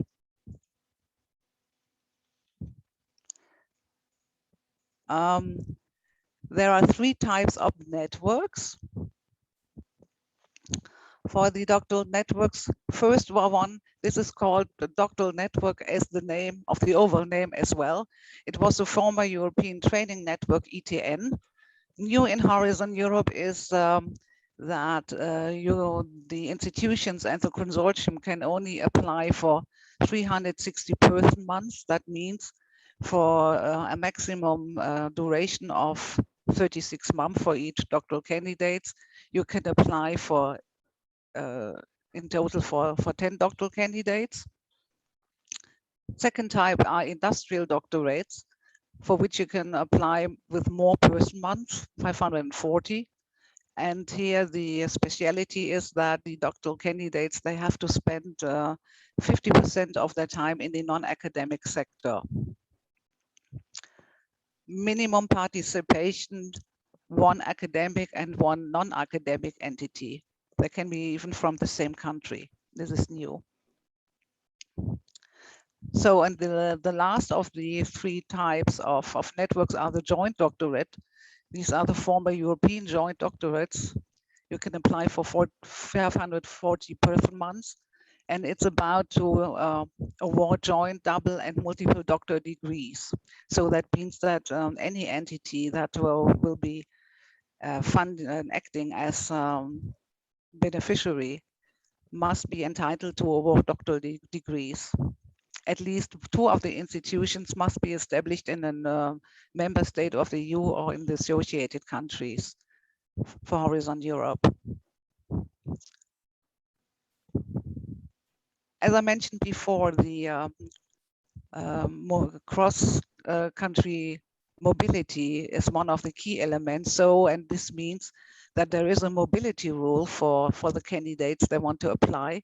So that says that candidates must not have resided or carried out their main activities in the country of the recruiting beneficiary for more than 12 months in the 3 years immediately for the recruitment deadline. So meaning that only 1 year you shouldn't have stayed in the country where you want to go to do your doctoral degree in the last 3 years. The next slide is about funding. So Marie Curie uses only unit costs. And what you can see here is a listing of the researcher unit costs per first month, so that in fact, the Commission will provide a living allowance of 3,400 euros, a mobility allowance, and if applicable, a family allowance that will form the salary of the doctoral candidate.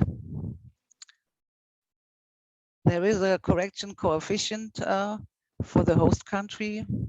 And for Germany, it's 98.3%. And for the training and for the research and networking and for the management, you can see that the institution, each institution will receive an amount of research training and networking of 1,600 euros and a contribution per person month for management and indirect contribution of 1,200 euros. New in Horizon Europe is that the family allowance can be adapted during the action. So if fellow or doctoral candidate marries during the action, so the family allowance, they will be given to that person. So in all the allowances for the researcher, the researcher unit costs, these are the employer's gross amount from which the contributions for Social Security will be deducted. So the application or the vacancies for the PhD positions, they have to be set in and has to be published on the Euraccess portal. We gave you here the internet link to that. So each of the vacancies for the doctoral candidates after the positive decision to fund the project, they have to be published in that portal so that anybody of you can see or can search for vacancies in specific scientific areas or countries, and can apply if that suits the person. So then there are 8 panels for the application and for the evaluation. So we have listed here the panels which are from chemistry to social sciences to physics. So this is for information. So if you want to apply for the doctoral networks, so you have to decide in which panel you want to be evaluated. So the evaluation criteria: excellence 50%, impact 30%, and quality and efficiency of the implementation 20%. So the proposals that are submitted under Horizon Europe must have received a score for of less with a less of 80%. They cannot be submitted the next year. So you have to wait if you haven't received that score of 80%. But the evaluation criteria, as you see, they are excellent impact and quality, and these are the chapters as well for in the application forms. So, and for the next slide is co-fund. Matthias, this is not the latest presentation because I slipped co-fund.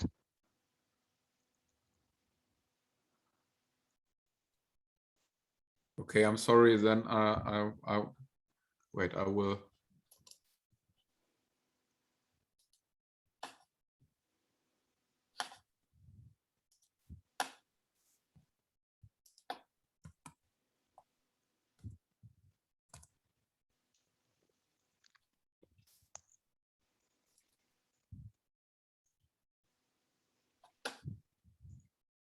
I will be back in a minute.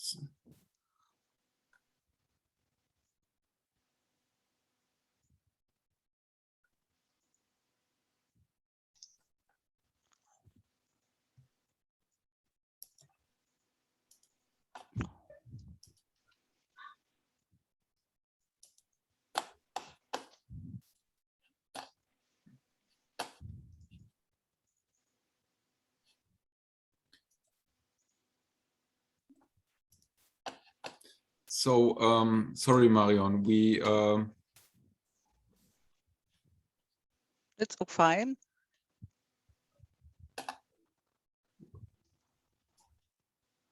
can you help me? Which on which slide do I need to go?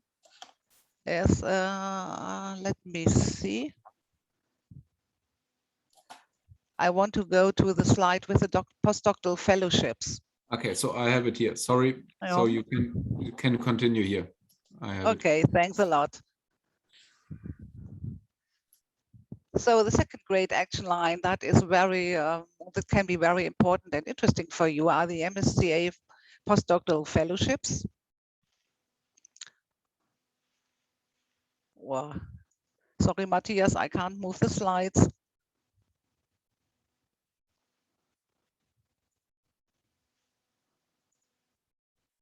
Yeah.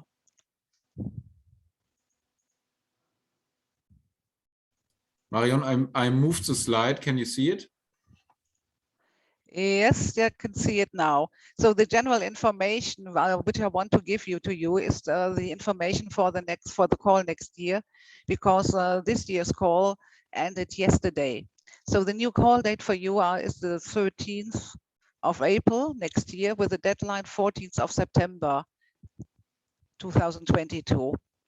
The budget will be 257 million euro. It's divided into European fellowships. So that means that you have to come to Europe, and it's divided into global fellowships. The main contribution goes to the European fellowships with 280 million euros.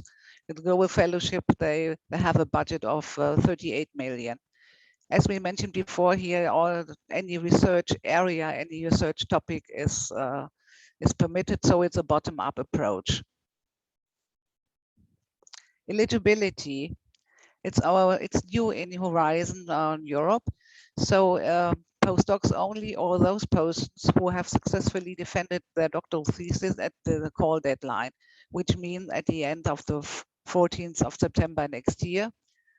And they introduced the commission and introduced a scientific age, so that only persons can apply, or postdocs can apply up to 8 years full-time equivalent in research after their PhD. So there are some career breaks, either parental leave or military service, that will not taken into account into that scientific age. Here again, from the working conditions, the postdocs, with their application to be funded, they have to be awarded an employment contract, including the social security coverage. So, and for Germany, scholarships are not possible. So in Germany, you only have the chance to be employed and to do your research and your training. And it's usual that the researcher applies with the host institution, and the host institution has to be, of course, active in research and development. Here again, the mobility rule. It says, like the doctoral candidates, that researchers that they have to cross borders, and they must not have resided or carried out their main activities in the country of the beneficiary or the host organization for the outgoing phase of the global fellowships for more than 12 months in the last 3 years before the call deadline. An overview about the PF program. There are 2 types of fellowships. We mentioned before the European ones. This means that you can apply for a fellowship with a European host, or the host from the associated countries to Horizon Europe, between 12 and 24 months in any scientific area. The global fellowship is dedicated to persons from the member states or the associated states. They only these are the persons they apply, or persons who stayed more than 5 years in Europe.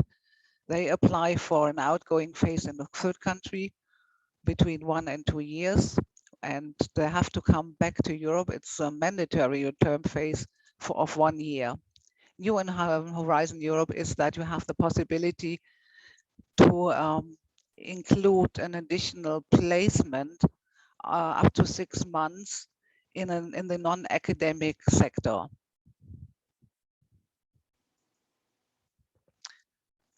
So this is just to sum up the European fellowship. It's a 1 to 2 year research stay in Europe. You can have that as additional placement in the non-academic sector of maximum 6 months. Postdocs of any nationality are welcome. They have the mobility rule applies here, and the host institution is active in research and development. Global fellowships, I will skip that. I mentioned that before, because only researchers from the member states and the associated states or to Horizon Europe can apply here. Oops. But quite important is the funding. It's the same system, that only unit costs are available here. Here you can see the amount for the living allowance, mobility, the amount for mobility allowance, and the family allowance, which form the allowances for the salary of the postdoc. It's the employer's gross amount here, from which the social security will be deducted. And the host, they will receive institutional unit costs as well per first month to let the researcher carry out their research, to do the training, and to do some networking. Application procedure is a call will be published once a year. All the dates can be found in the work program. The next call date is the 13th of April with a deadline in September next year, 5 p.m. Brussels time. If you want to apply, you have to submit a complete proposal. So that means it's a single stage procedure. The evaluation will be done in one step. And the postdocs, if they receive less than 70% of scoring, they have to leave out 1 year for a resubmission. So we have here the link in the funding and tender portal where you can find the information for all applications. A few words to MSCA staff exchanges, aims and conditions. Here it's an action line for institutions to apply, at least 3. And it's about the international intersectoral cooperation. It's about knowledge transfer from research to market and vice versa. It will achieve a common research and innovation culture. At least 3 institutions from 3 different countries can apply, of which two at least have to be from the member states and the associated countries. And the speciality with the MSCA staff exchanges, if all institutions they come from the same sector, meaning from the academic sector, then at least one country, a third country, has to be included in the consortium. That means, of course, that institutions from Sri Lanka can take part. So what is funded? That are secondments for researchers, from PhD candidates to postdocs, any, as well as administrative staff, technical staff, managerial staff. But they have to come back. So a maximum of 12 months secondment is possible. They should have to create complementary competences in the participating organization. The career development should be initiated for the involved staff. It's about networking. One can apply with workshops and conferences. Maximum funding period is 4 years. So as you see the funding, so the persons to be seconded will receive a top up allowance of 2,300 euros on their salary. And the institution will receive some unit costs for research, training and networking, and for the management, which form in total 2,300 euros per person month. So staff exchange is open from the 7th of October till 9th March 2020. We'll have a budget of 72.5 million euros. So, and you are encouraged to apply. And this was the last slide. I hope it was helpful for you, and thank you for being here and presenting that for you. And now I would like to give over to my colleague Liane. Yes, thank you, Marion, for this presentation on the Marie Sklodowska-Curie actions. From my side, I would like to say that these actions are fully open to more fundamental sciences. We talked about mathematics earlier. We have seen that in the clusters there are only few opportunities for to find something, let's say, dedicated or very related to mathematics. But in the opposite, in Marie Sklodowska-Curie actions, you can definitively propose a research program involving exchanges and mobility, of course, on a theme on mathematics. It's very open to any science. It's really bottom up. There are no predefined topics, and fundamental sciences can find their way much better maybe in that part, and also in the ERC that we will talk about immediately now. I'm passing the floor to Liane. Thank you. Thank you, George. Thank you, Marion. Can you hear me all? Yeah. So my name is Liane Leverenz, and I work as a national contact point for the ERC, for the European Research Council. And it is said to be the excellence program in Horizon Europe and in the former Horizon 2020. So here we are looking for the new excellent coming researchers around the world to propose their brilliant ideas.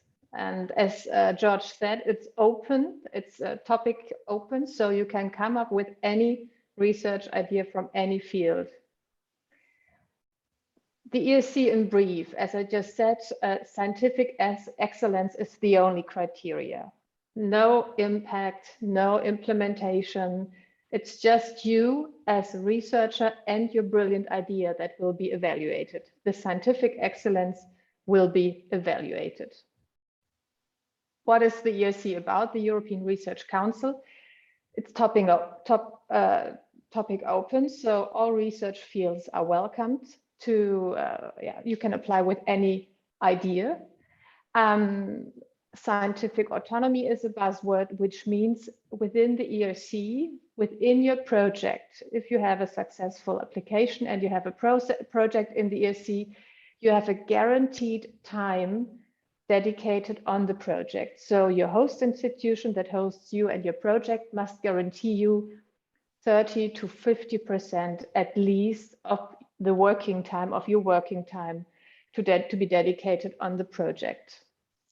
And if you heard before about collaboration projects where different institutions work together on a certain research topic, the ERC project is investigator driven. It's only one applicant, it's the researcher, it's you that applies for a specific project and you own it, which means if you apply together with the host institution, you can at any time during the runtime of the project move the grant. You can go to another host institution, and that's the difference. It's your grant, you own it.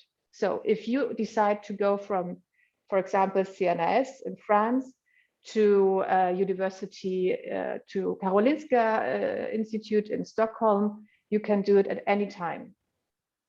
The ERC founds groundbreaking research. That's another buzzword, which means, as they always say, it's the edge of knowing. So they want you to come up with new brilliant ideas, with challenging ideas, high risk ideas, but that also are promising a high gain, which means great results, a great outcome.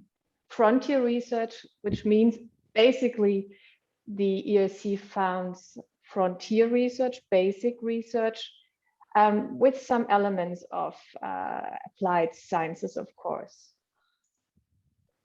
But it's basic research in general. So the funding lines within the ERC's grant schemes, you have starting grants at the beginning, it's the first funding line. We continue with the consolidator grants, the advanced grants, the synergy grants. So we have 4 funding lines, and you are eligible for ERC if you are 2 years after your PhD. So that's the start with the starting grant. So the target group are here scientists which received their PhD 2 to 7 years ago.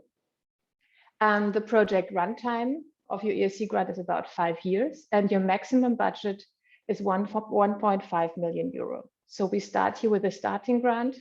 You start your team, you start your own career, you start to get an excellent researcher. So the next funding lines are the consolidator grants, 7 to 12 years after PhD, a bit more budget. You can always top up your budget if you come from a third country, which means the ERC grant has to be implemented in Europe. Your host institution where you implement your grant has to be in Europe. But if you move from another country, for example, from Sri Lanka to Europe, you can request additional funding up to 1 million. Or you have to invest into high equipment. You have to do a lot of major field work or experimental work in your project. So these are cases where you can even get more than the 2 million euro, for example, for the consolidator grants. The next funding line is the advanced grant. So these are really established scientists. And maybe you have heard last week the announcement of the Nobel Prize winners. For example, one of the Nobel Prize winners in physics and one in chemistry, and they are former advanced grantees. So they are former ERC grantees. So that's the league of an advanced grant. So you don't have to be at the moment a candidate for the Nobel Prize, but this is the challenge for the advanced grants if, if you really are successful in your field of research. So the next funding line is the synergy grant, and this is something specific because here it's not only one scientist, but 2 to 4 scientists that together in a team try to implement an interdisciplinary, very challenging project. So they can get up to 10 million euro for about 6 years. We also have a proof of concept, and as I said, ERC is not only basic research, but also tries to bridge over to applied sciences, application of ideas. The proof of concept is a very, very early step to try to see if some ideas, results in basic research are transferable into innovative or have the potential to get an innovative aspect. So this is a top-up funding, the proof of concept. It's not an own funding line. In brief for you, the ERC starting grants dedicated to PhDs, to postdocs 2 to 7 years after they received their PhD, again, 1.5 million euro. And that's important, you have to implement this project in Europe, which means an EU member state, a member state of the European Union, or a country that is associated to this framework program, Horizon Europe. At the moment, it's Norway and Iceland, but UK is a candidate, for example, Israel and countries like Georgia, Armenia, and other countries around Europe. So these are the host institutions, or these are the places where you can find your host institution. For the starting grant, as I said before, you have the scientific autonomy that is guaranteed by the host institution, that you have to dedicate yourself to at least 50% on the project for the 5 years of the runtime. So that's a minimum. You can dedicate more time, but 50%, not less. And 50% in Europe, which means if you have field work in your project, if you have team members, for example, in Sri Lanka, if you are anywhere in the world, that's possible. But at least 50% of your working time has to be in Europe. The application for an ERC starting grant has a single submission. So you submit one proposal, but the evaluation is in a 2-step way. So at first it's a small evaluation and then the full evaluation in a second step. Calls are annually. Generally it opens in June, July, the work program for the ERC, and you can find the announcement of the calls in June, July, starting with the starting grant, with a deadline in general in October, and following then the consolidated grants. Here again, an overview of the consolidated grant, and here the difference between starting and consolidated grant is the time commitment, 40% at least on the grant, and 50% again in Europe. Again, just to make clear what is the eligibility period for the ERC grant, starting grant 2 to 7 years after January 1st. So this is the deadline, January 1st, 2022, minus 2 to 7 years if your PhD was awarded between January 2015 and December 2019, then you're eligible for a starting grant. A bit different than 7 to 12 years for the consolidated grant. So if you receive the slides and you want to see if you're eligible, please use this slide to count your eligibility. What is the funding in the ERC? Well, the funding, as I said, it's 5 years. You receive 100% direct eligible costs. So eligible can be the salary of you and your team.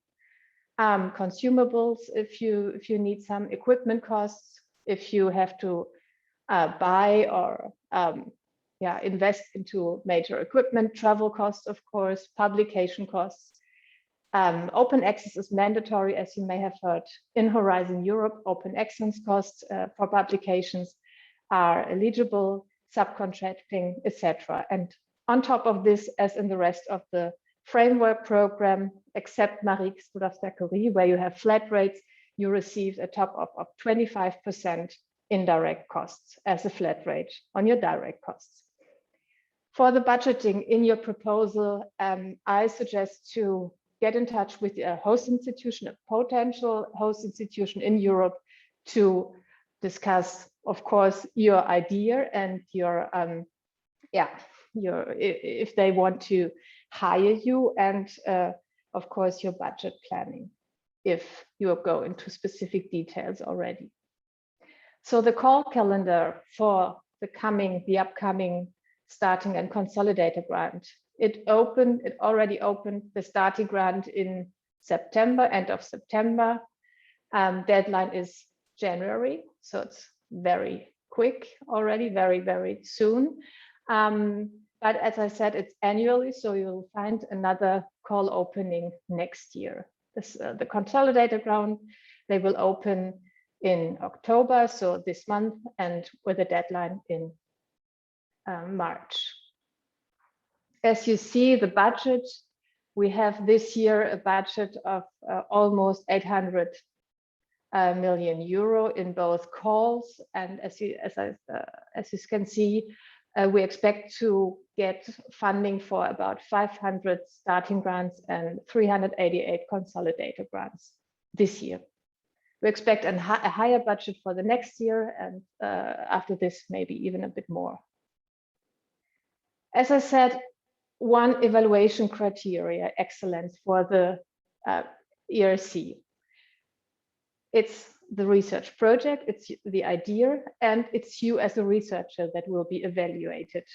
So your research project has to be groundbreaking, ambitious, but also feasible, high risk, high gain. And of course, the second evaluation point is you as a PI. So they will check your track record, your curriculum vitae, and everything that is important and makes you an excellent researcher. Your patents, if you already applied for some, your publications, your potential for being a research leader somehow, so that you already educated students, etc. The evaluation will be two-stage, as I said before.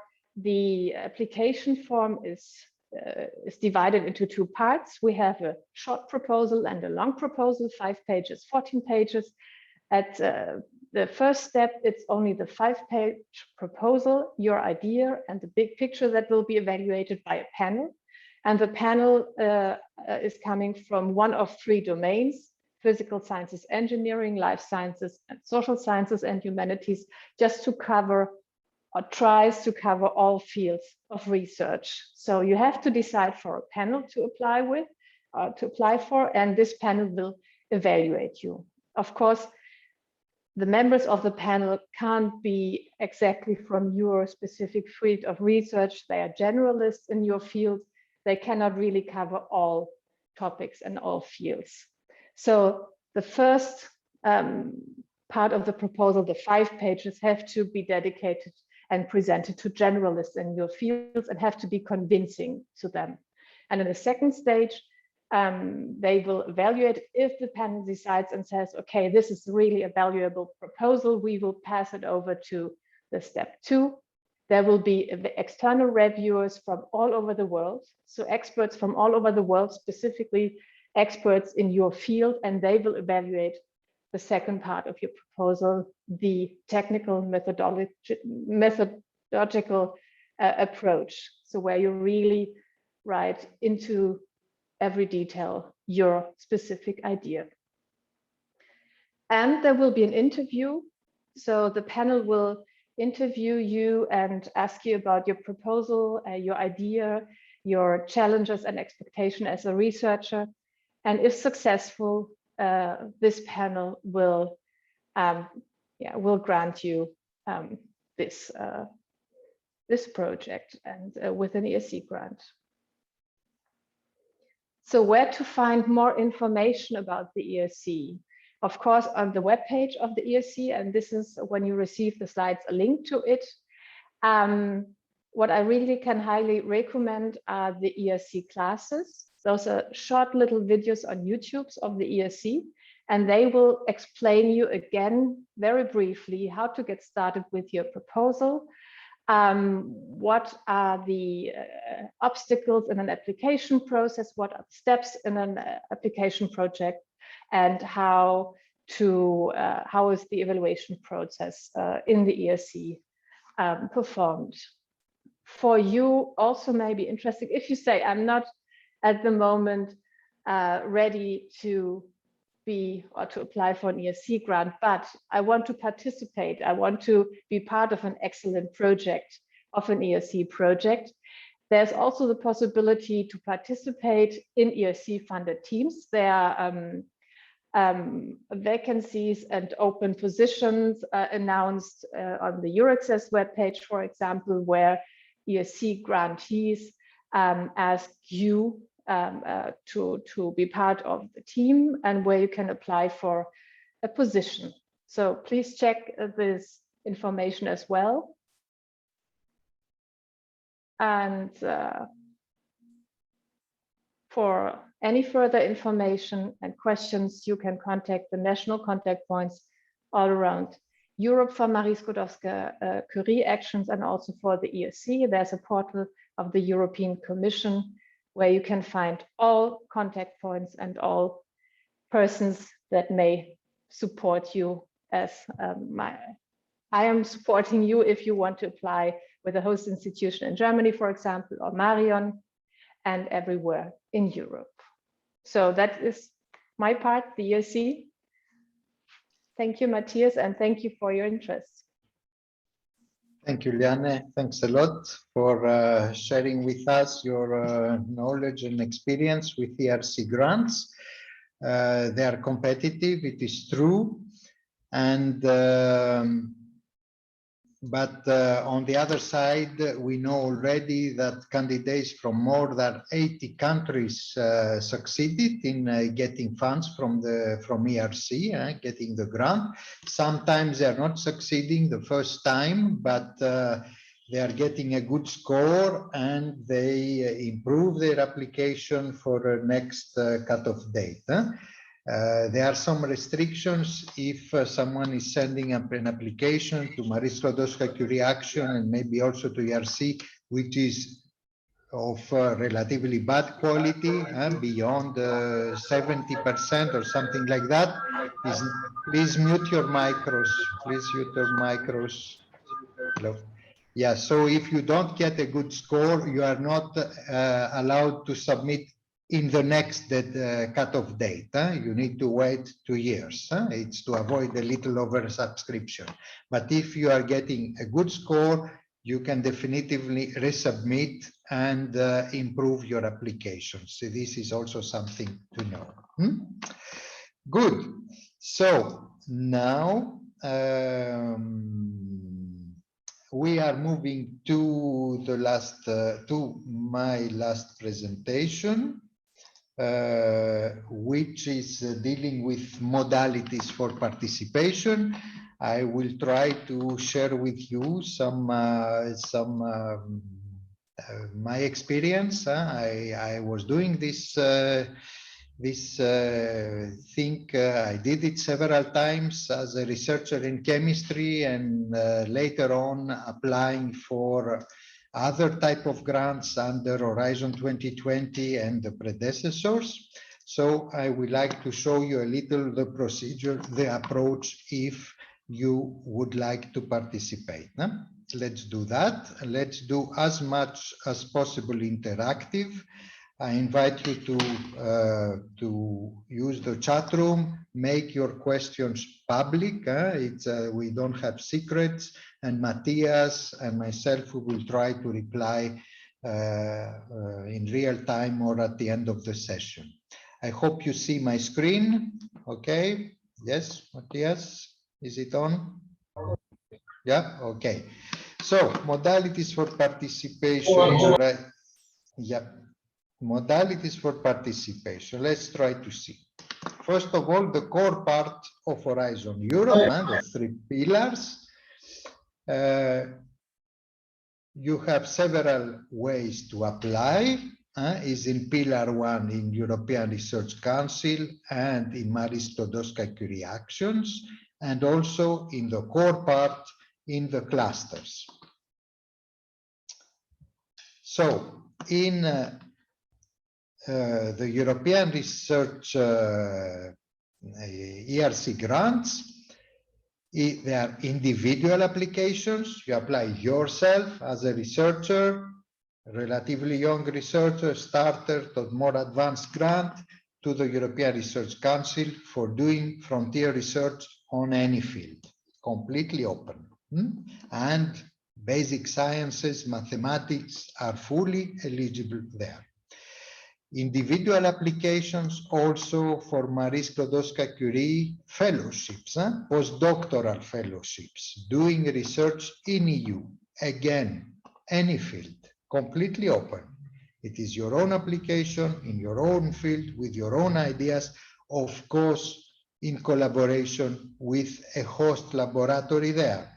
You are submitting, saying, okay, I will go there for doing that. So you need to be in contact with them already in order to discuss your idea, to see if it's the suitable host laboratory, host institution for applying for a postdoctoral fellowship.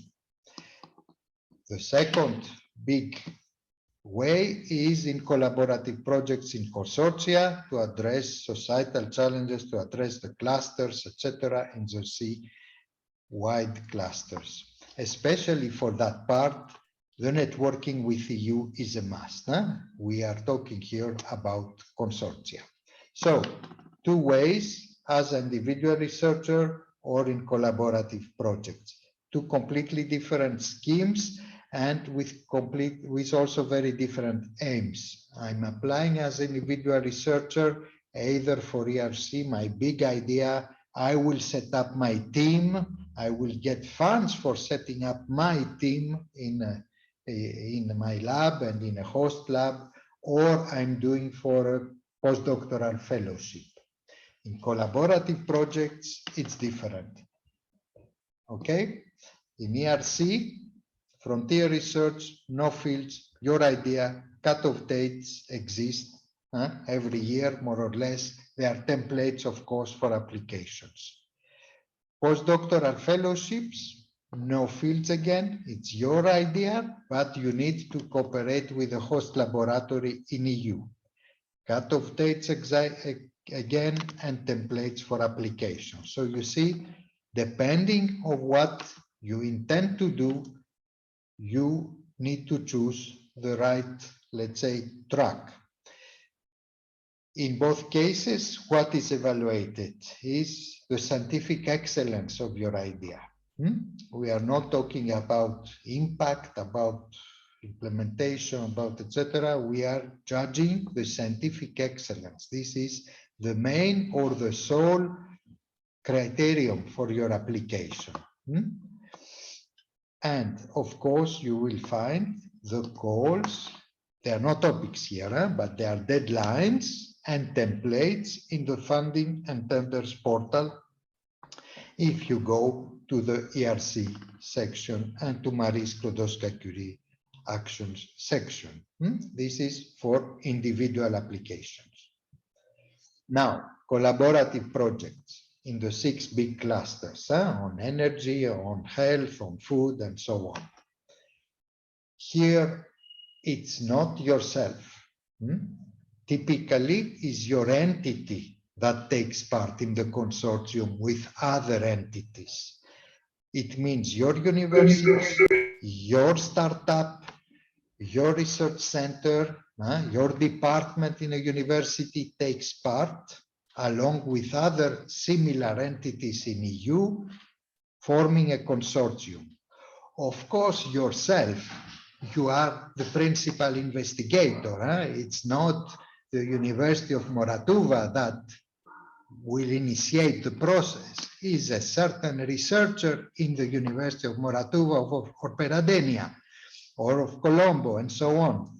So someone, myself, I have an interest in a certain topic, I will involve my entity, but typically it's the entity that takes part and signs the grant agreement.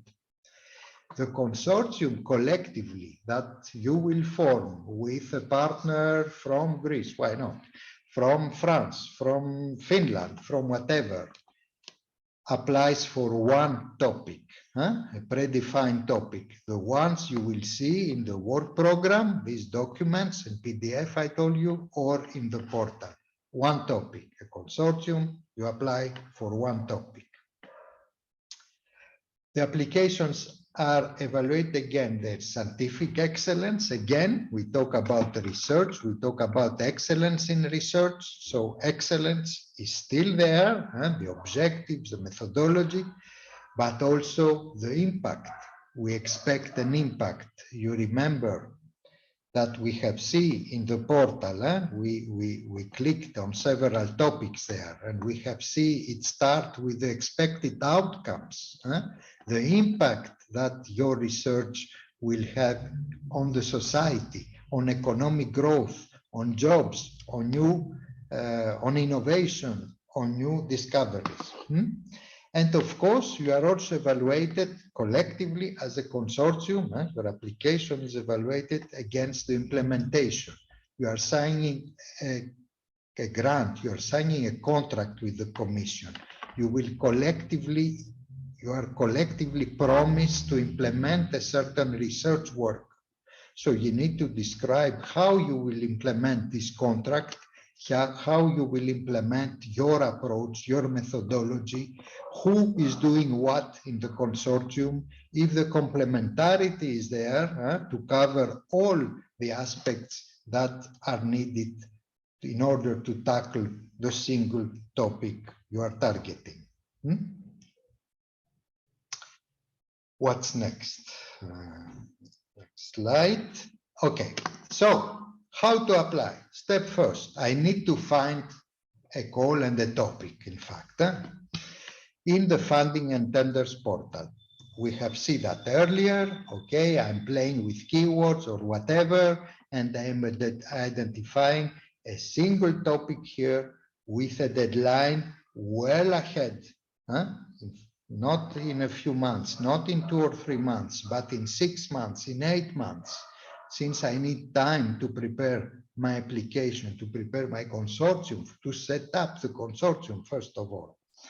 Here we are in digital industry and space. There is one topic here, there is one deadline here. So it's close to our interest. We see from the title, or we see the full text if we click there. We have seen that earlier. A second approach, easier and more efficient to my view, it's what I'm doing. I'm downloading the respective work program. I'm Googling it. The work program on health, the work program on food bioeconomy, the work program on mobility, on energy, on whatever it is, on digital. It's a PDF text. It's easy to read. I'm going through the titles to see if any of them says something to me. and then I'm looking to the full text. But as I also explained to you, if I'm working on digital, maybe I will find very good applications for my job, for my research work on health. We have seen an example there, and vice versa. Okay. Also, if I'm social scientist, I will find few topics directly relevant to me in cluster 2. The cluster 2 is a relatively small program, but I have many opportunities to participate in projects, in topics, in consortia, tackling topics in health, in smart cities, in energy transition, in many others. More and more the social scientists are finding their way, are necessary, if not mandatory, in consortia applying for different topics. So I'm looking to the PDF file close, directly linked to my field of expertise, but I'm looking also to few others around. It doesn't cost a lot, it takes few time, it's easy to download them and to go rapidly through to see if something says something to you. This is the first step. I need to find a topic of interest for me, for what I'm doing in my laboratory.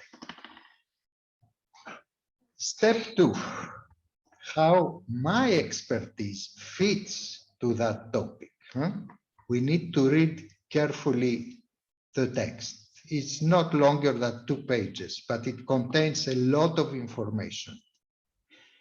And we need to decode that text, the words or sentences dealing or indicating what kind of research work needs to be done, what need to be the competences of the consortium. You see in the same color in my slides here, because research work and competences and consortium are very close linked.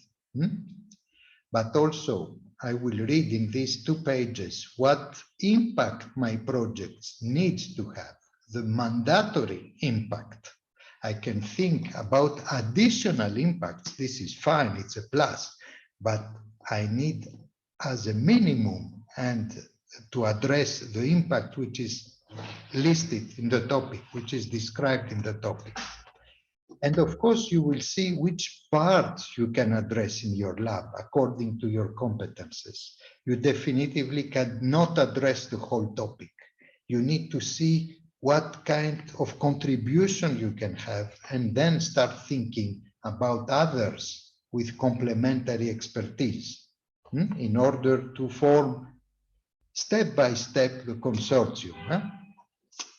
I will show you an example on what I mean by call the topic decoding. It's what I'm doing on my desk every time, and I did it last month, to prepare an application for Horizon Europe. I'm taking the text and I'm highlighting. I'm highlighting sentences or words dealing, first of all, with the research work to be done in yellow here. Okay, I'm sure you cannot read it, but doesn't matter. It's from a real call. I think the deadline is over. It is just an example. I didn't apply on that one. But I can easily understand the words that are dealing with the research work to be done. For example, in that topic, which is not on my field, and my background is in chemistry. Here is on resilient livestock farming systems, okay, under climate change. It's a little exotic to me, but it doesn't matter. I read that we need, for example, second bullet, we need to assess the environmental and socioeconomic impact alone or in combination. We need to work, last bullet, on management, on breeding, on feeding, on local resources use. We need to work here on the farm level, on the population and on animals. So we highlight these words that are related to the research work to be done. These words are mainly in the second part, in the scope, but things are interlinked with the impact.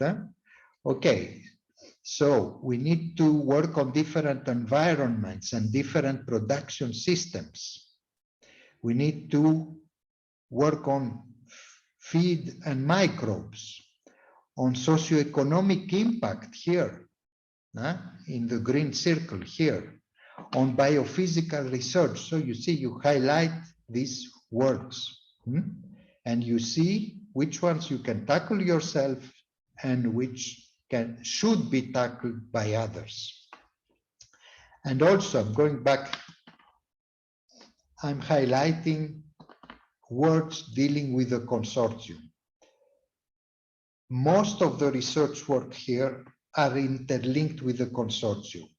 If I want to work with at the farm level here, here, I need farmers in my consortium.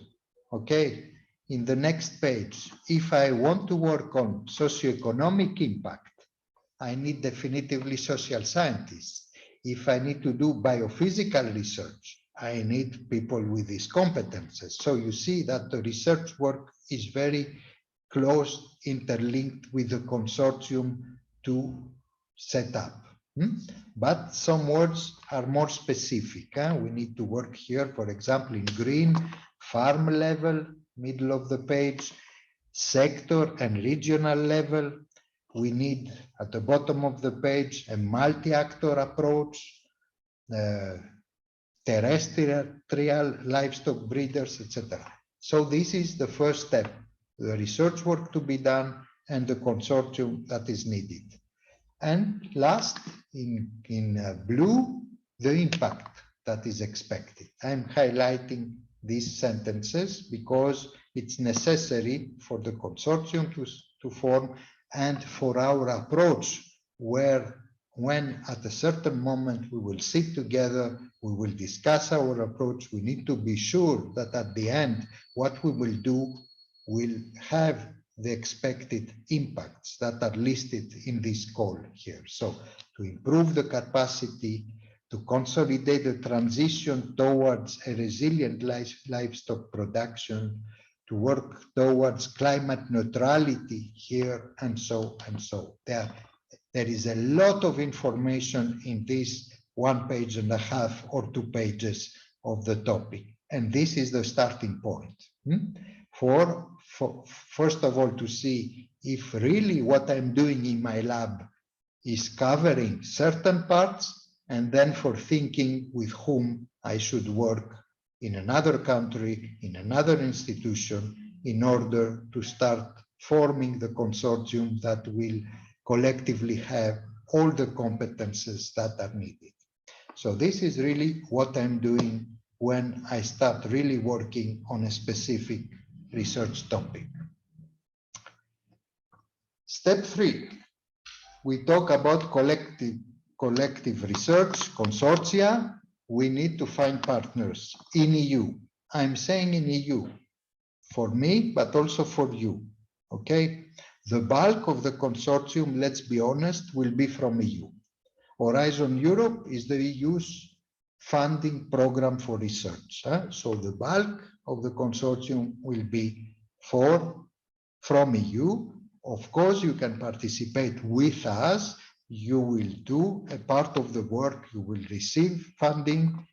You will patent with us. You will exploit, and you will take benefits from that. But the bulk of the consortium will be from EU. We cannot imagine a consortium with only 2 or 3 entities from EU, and then one from Argentina, the other from Thailand, the other, I don't know, from Korea, and so and so. So how to find partner? First of all, use your own network. You are a researcher, you have a network, definitively. Because one way or the other, you have been involved in bilateral exchanges sometimes, small programs, small exchanges between countries, between universities, and so and so. You published with some people from abroad, sometimes or you met people in congresses, in workshops, etc. So this is your network, and you start first by thinking about people from your broader network. Which ones will be suitable for this specific topic you are working on? You approach first them, okay? Because they know you, you met, you publish together, etc. But you approach them talking specifically about the topic, saying, look, there is this topic with a deadline in 8 months. Can we work together on that? This is the starting point. If it's a yes, then you start thinking about the third partner, the fourth, the fifth, the eighth, the 15th, okay? But you need to start from somewhere. If it's a no, you look with another one. This is how it works also for us in EU. We are approaching partners. Very often they say no because they have other things to do, because they are already in another consortium. So, okay, we cannot work together, and so on. So a no is a no. We go for the next. You can address also people and researchers you know from their publications. You never met, but you know them from their publications. It's also a very good approach. Approaching someone and saying, look, I read your publications on that and that, and now I'm asking you if you would like working with me on this topic. Can we apply together on that topic? It's a very good approach. You can also do a Google search, web search, to see who is working on this specific topic. This is also something, sometimes I also try that, but the other are more, let's say, personalized approaches and are better, the one I just described. Another approach is to use, in parallel, the partner search tool. This is a tool that exists in the portal. I will share you my screen now to show you an example. So under the topic we have seen, there is a room for uploading a profile, what I'm doing in my lab in relation with that topic, and what kind of collaborators I'm looking for. So it doesn't cost anything, and you are present there, and you can also see the profiles of others that apply, that are expressed their interest for this same topic. And you can contact them through the portal. So this is also a parallel approach. The first ones are more proactive. I'm knocking the door, I'm saying to people, as I'm saying to people that I know. The second one is a little less proactive, but needs also to be used. Every time we approach someone, we need to be precise. It is for that precise call and topic with that deadline, and this is what I'm doing. This is my expertise, and I'm asking you working with me and starting well in advance. So if you allowed me, I will share my screen now on, if I manage to do that. If you send, I see messages in the chat room, please send it to Matthias or to everyone. Otherwise, I cannot deal in parallel with the chat room and with the presentation. So I will stop this presentation now, or I will do a new share. I'm going on the funding and tenders portal. Okay, can you see it? I hope yes, it should be on. So I took another topic because someone was asking about development of new effective therapies for rare diseases. And now we have the topic here, the topic description. Okay, typical things. We have seen that earlier. And if I scroll down, we have the partner search tool. Okay. Most of you will not see this tool. Why? Because I have to say something more. I used my credentials here. You see, George Bonas. The portal is open to everyone. You can see the calls, you can search using the filters, etc. But there are additional possibilities if you register. If it's very easy to register, you are getting a code in seconds. You send a message, there is a login section on top right. You send the request by email, you are getting a code, you are registered as a person, as a researcher, and with this credential, you can access additional possibilities. And one of these possibilities is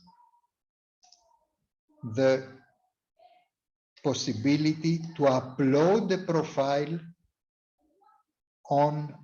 under a specific topic, to upload your profile and to see the profiles of others looking for topics. So I will click here, view and edit. Okay. We have here 53 organizations that uploaded a profile. Is the Bar Ilan University in Israel.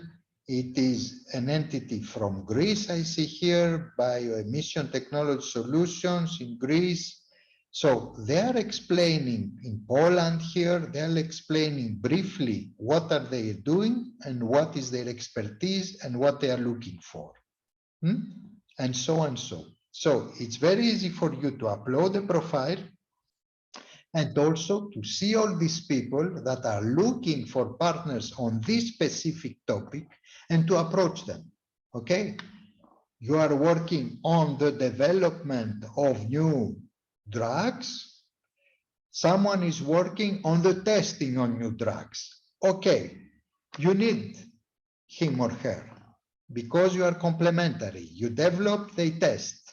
You can contact them and say, look, we are doing the development, you are doing the testing, let's apply for these rare diseases.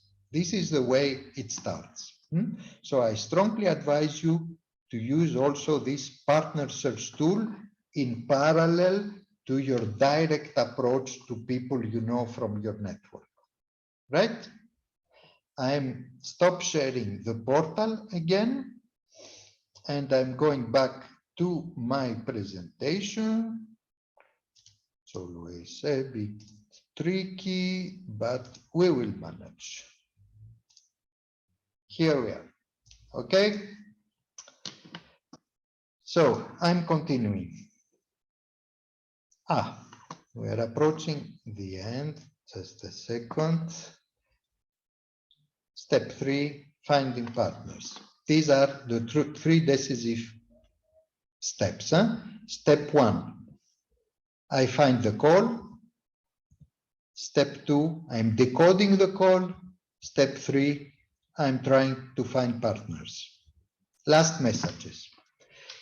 In collaborative projects, in clusters, we have seen the decisive step is to find a first collaborator in EU and to build gradually together the consortium. Okay, you need to find someone, say, okay, let's work together.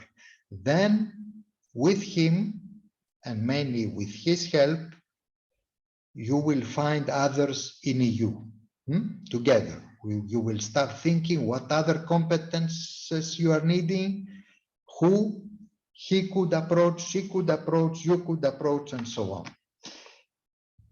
The coordinator of the consortium will do most of the drafting of the application. You don't have to consider that.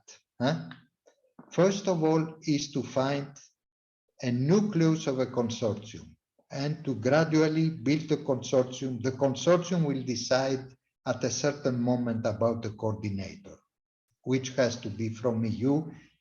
He will have much more chances to succeed because he knows better the procedure. One is the coordinator, all the others are the partners in the consortium. In Marie Skłodowska-Curie Actions postdoctoral fellowships, you need to identify a host laboratory in EU, and you will develop the proposal together with your idea, of course, on mathematics, on agriculture, on whatever you want, but you need a host laboratory if we talk about a postdoctoral fellowship. So it's individual, but you need nevertheless a host laboratory. In ERC grants, you have the full responsibility of the proposal. You need to start well in advance, you need to get support. Liane was talking about these tutorials in YouTube. You need to go through. There are some, even some consulting firms that are providing some advice for preparing ERC grants. I heard that. But I have seen people in many countries that finally succeeded with their grant, and they got very huge and very interesting grants.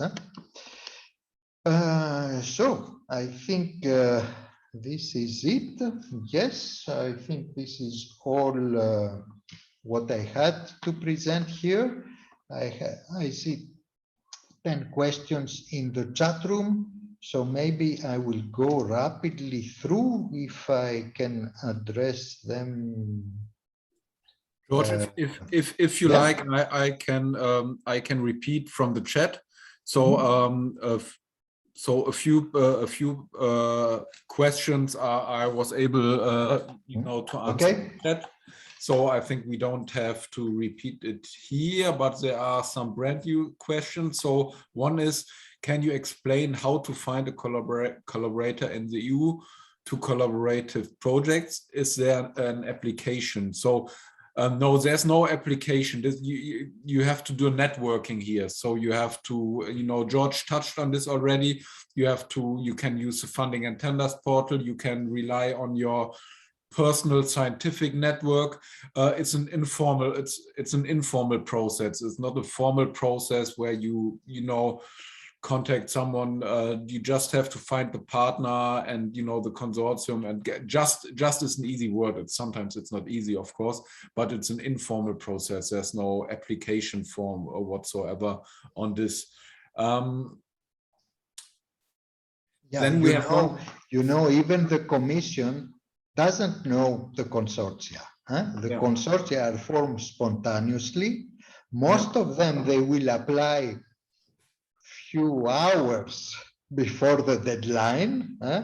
So no one knows the consortia that are preparing an application for a specific topic. So there is no procedure. There is a partner search tool, and this is it. There is no other approach. Okay. Is UK an EU partner? Is most probably it will have a status of associated partner like Switzerland or Norway and some other, Israel, Armenia, Georgia, and so on. It's under negotiation, but it's not part of the core group in EU for the time being. Yes. So yeah, there were just maybe as a repetition to everyone, there were a few questions on the consortium setup. So how does this work if you get the financing, etc. So it's always a case that the coordinator gets the money and the coordinator will distribute amongst the partners, but that was also I think answered in the chat. One question, George, maybe you can answer. Is it possible to apply to ERC if the tenders are not matched with the keywords of our research area? I have difficulties to understand here, but as Liane explained, it's very open. So there are no keywords or something that needs to match. There are many panels, very different evaluation panels, really in order to cover any possible field of science. Yes. And this is for the first step, these panels. And as soon as you get a green light from the first, then they really invite specifically for your application experts from all around the world to evaluate your specific application. So there is no issue of matching certain words or things Yes. like that. Exactly. It's not like with cluster 2 with, you know, find the call, you know, who has to match the scientific field. With the panels, it should be that the panels should basically cover every scientific area. So that should be the case. If your scientific field is not explicitly mentioned here, so a panel will take over who is basically nearest to this, who, you know, but it will be sorted into one of the panels basically. Yes. Besides that, I think I think we have addressed all the questions in the chat. If I have forgotten anything, please just copy and paste and send it again, the questions, but I think we have everything now on this. Okay, thank you, Matthias, for handling that. What I can say is, before closing anyway, we envisage few more actions dedicated to Sri Lanka, to researchers from Sri Lanka. We envisage a few maybe more targeted presentations and tutorials like that. We will send you later today a simple questionnaire or template in order to help us to see what are the real needs, how to shape a possible next session, because we would not like to repeat. Today it was a general overview. We would not like to repeat something like that. So we need a little input to see how we should shape a next webinar that could be envisaged. Also, we have the possibility to provide more individual advice to few of you that would have some specific topic in Horizon Europe targeted and very specific, and you would like some advice on the understanding of the call, on your approach, etc. So again, as a first means, we will send to all the people that registered for that webinar today a simple template this afternoon. And if you are interested, you can send us your feedback in order to shape a future event, and also to see if you are targeting a specific topic, what kind of advice we could provide to you. So, yeah, UK definitively can be part, as Sri Lanka, as also India, as also another partner can participate. Maybe UK will also be associated, giving some additional advantages. This is still unknown, but definitively is not excluded. Horizon Europe is open to the world. Also, please remember that the 3 partners from 3 different countries or 3 different member states or associated countries. Remember, this is a minimum condition. So I think I mentioned that during my presentation. Usually, it's a case that the consortiums are much bigger. So we are talking about 8, 9, 10, 12, 13 partners in the consortium.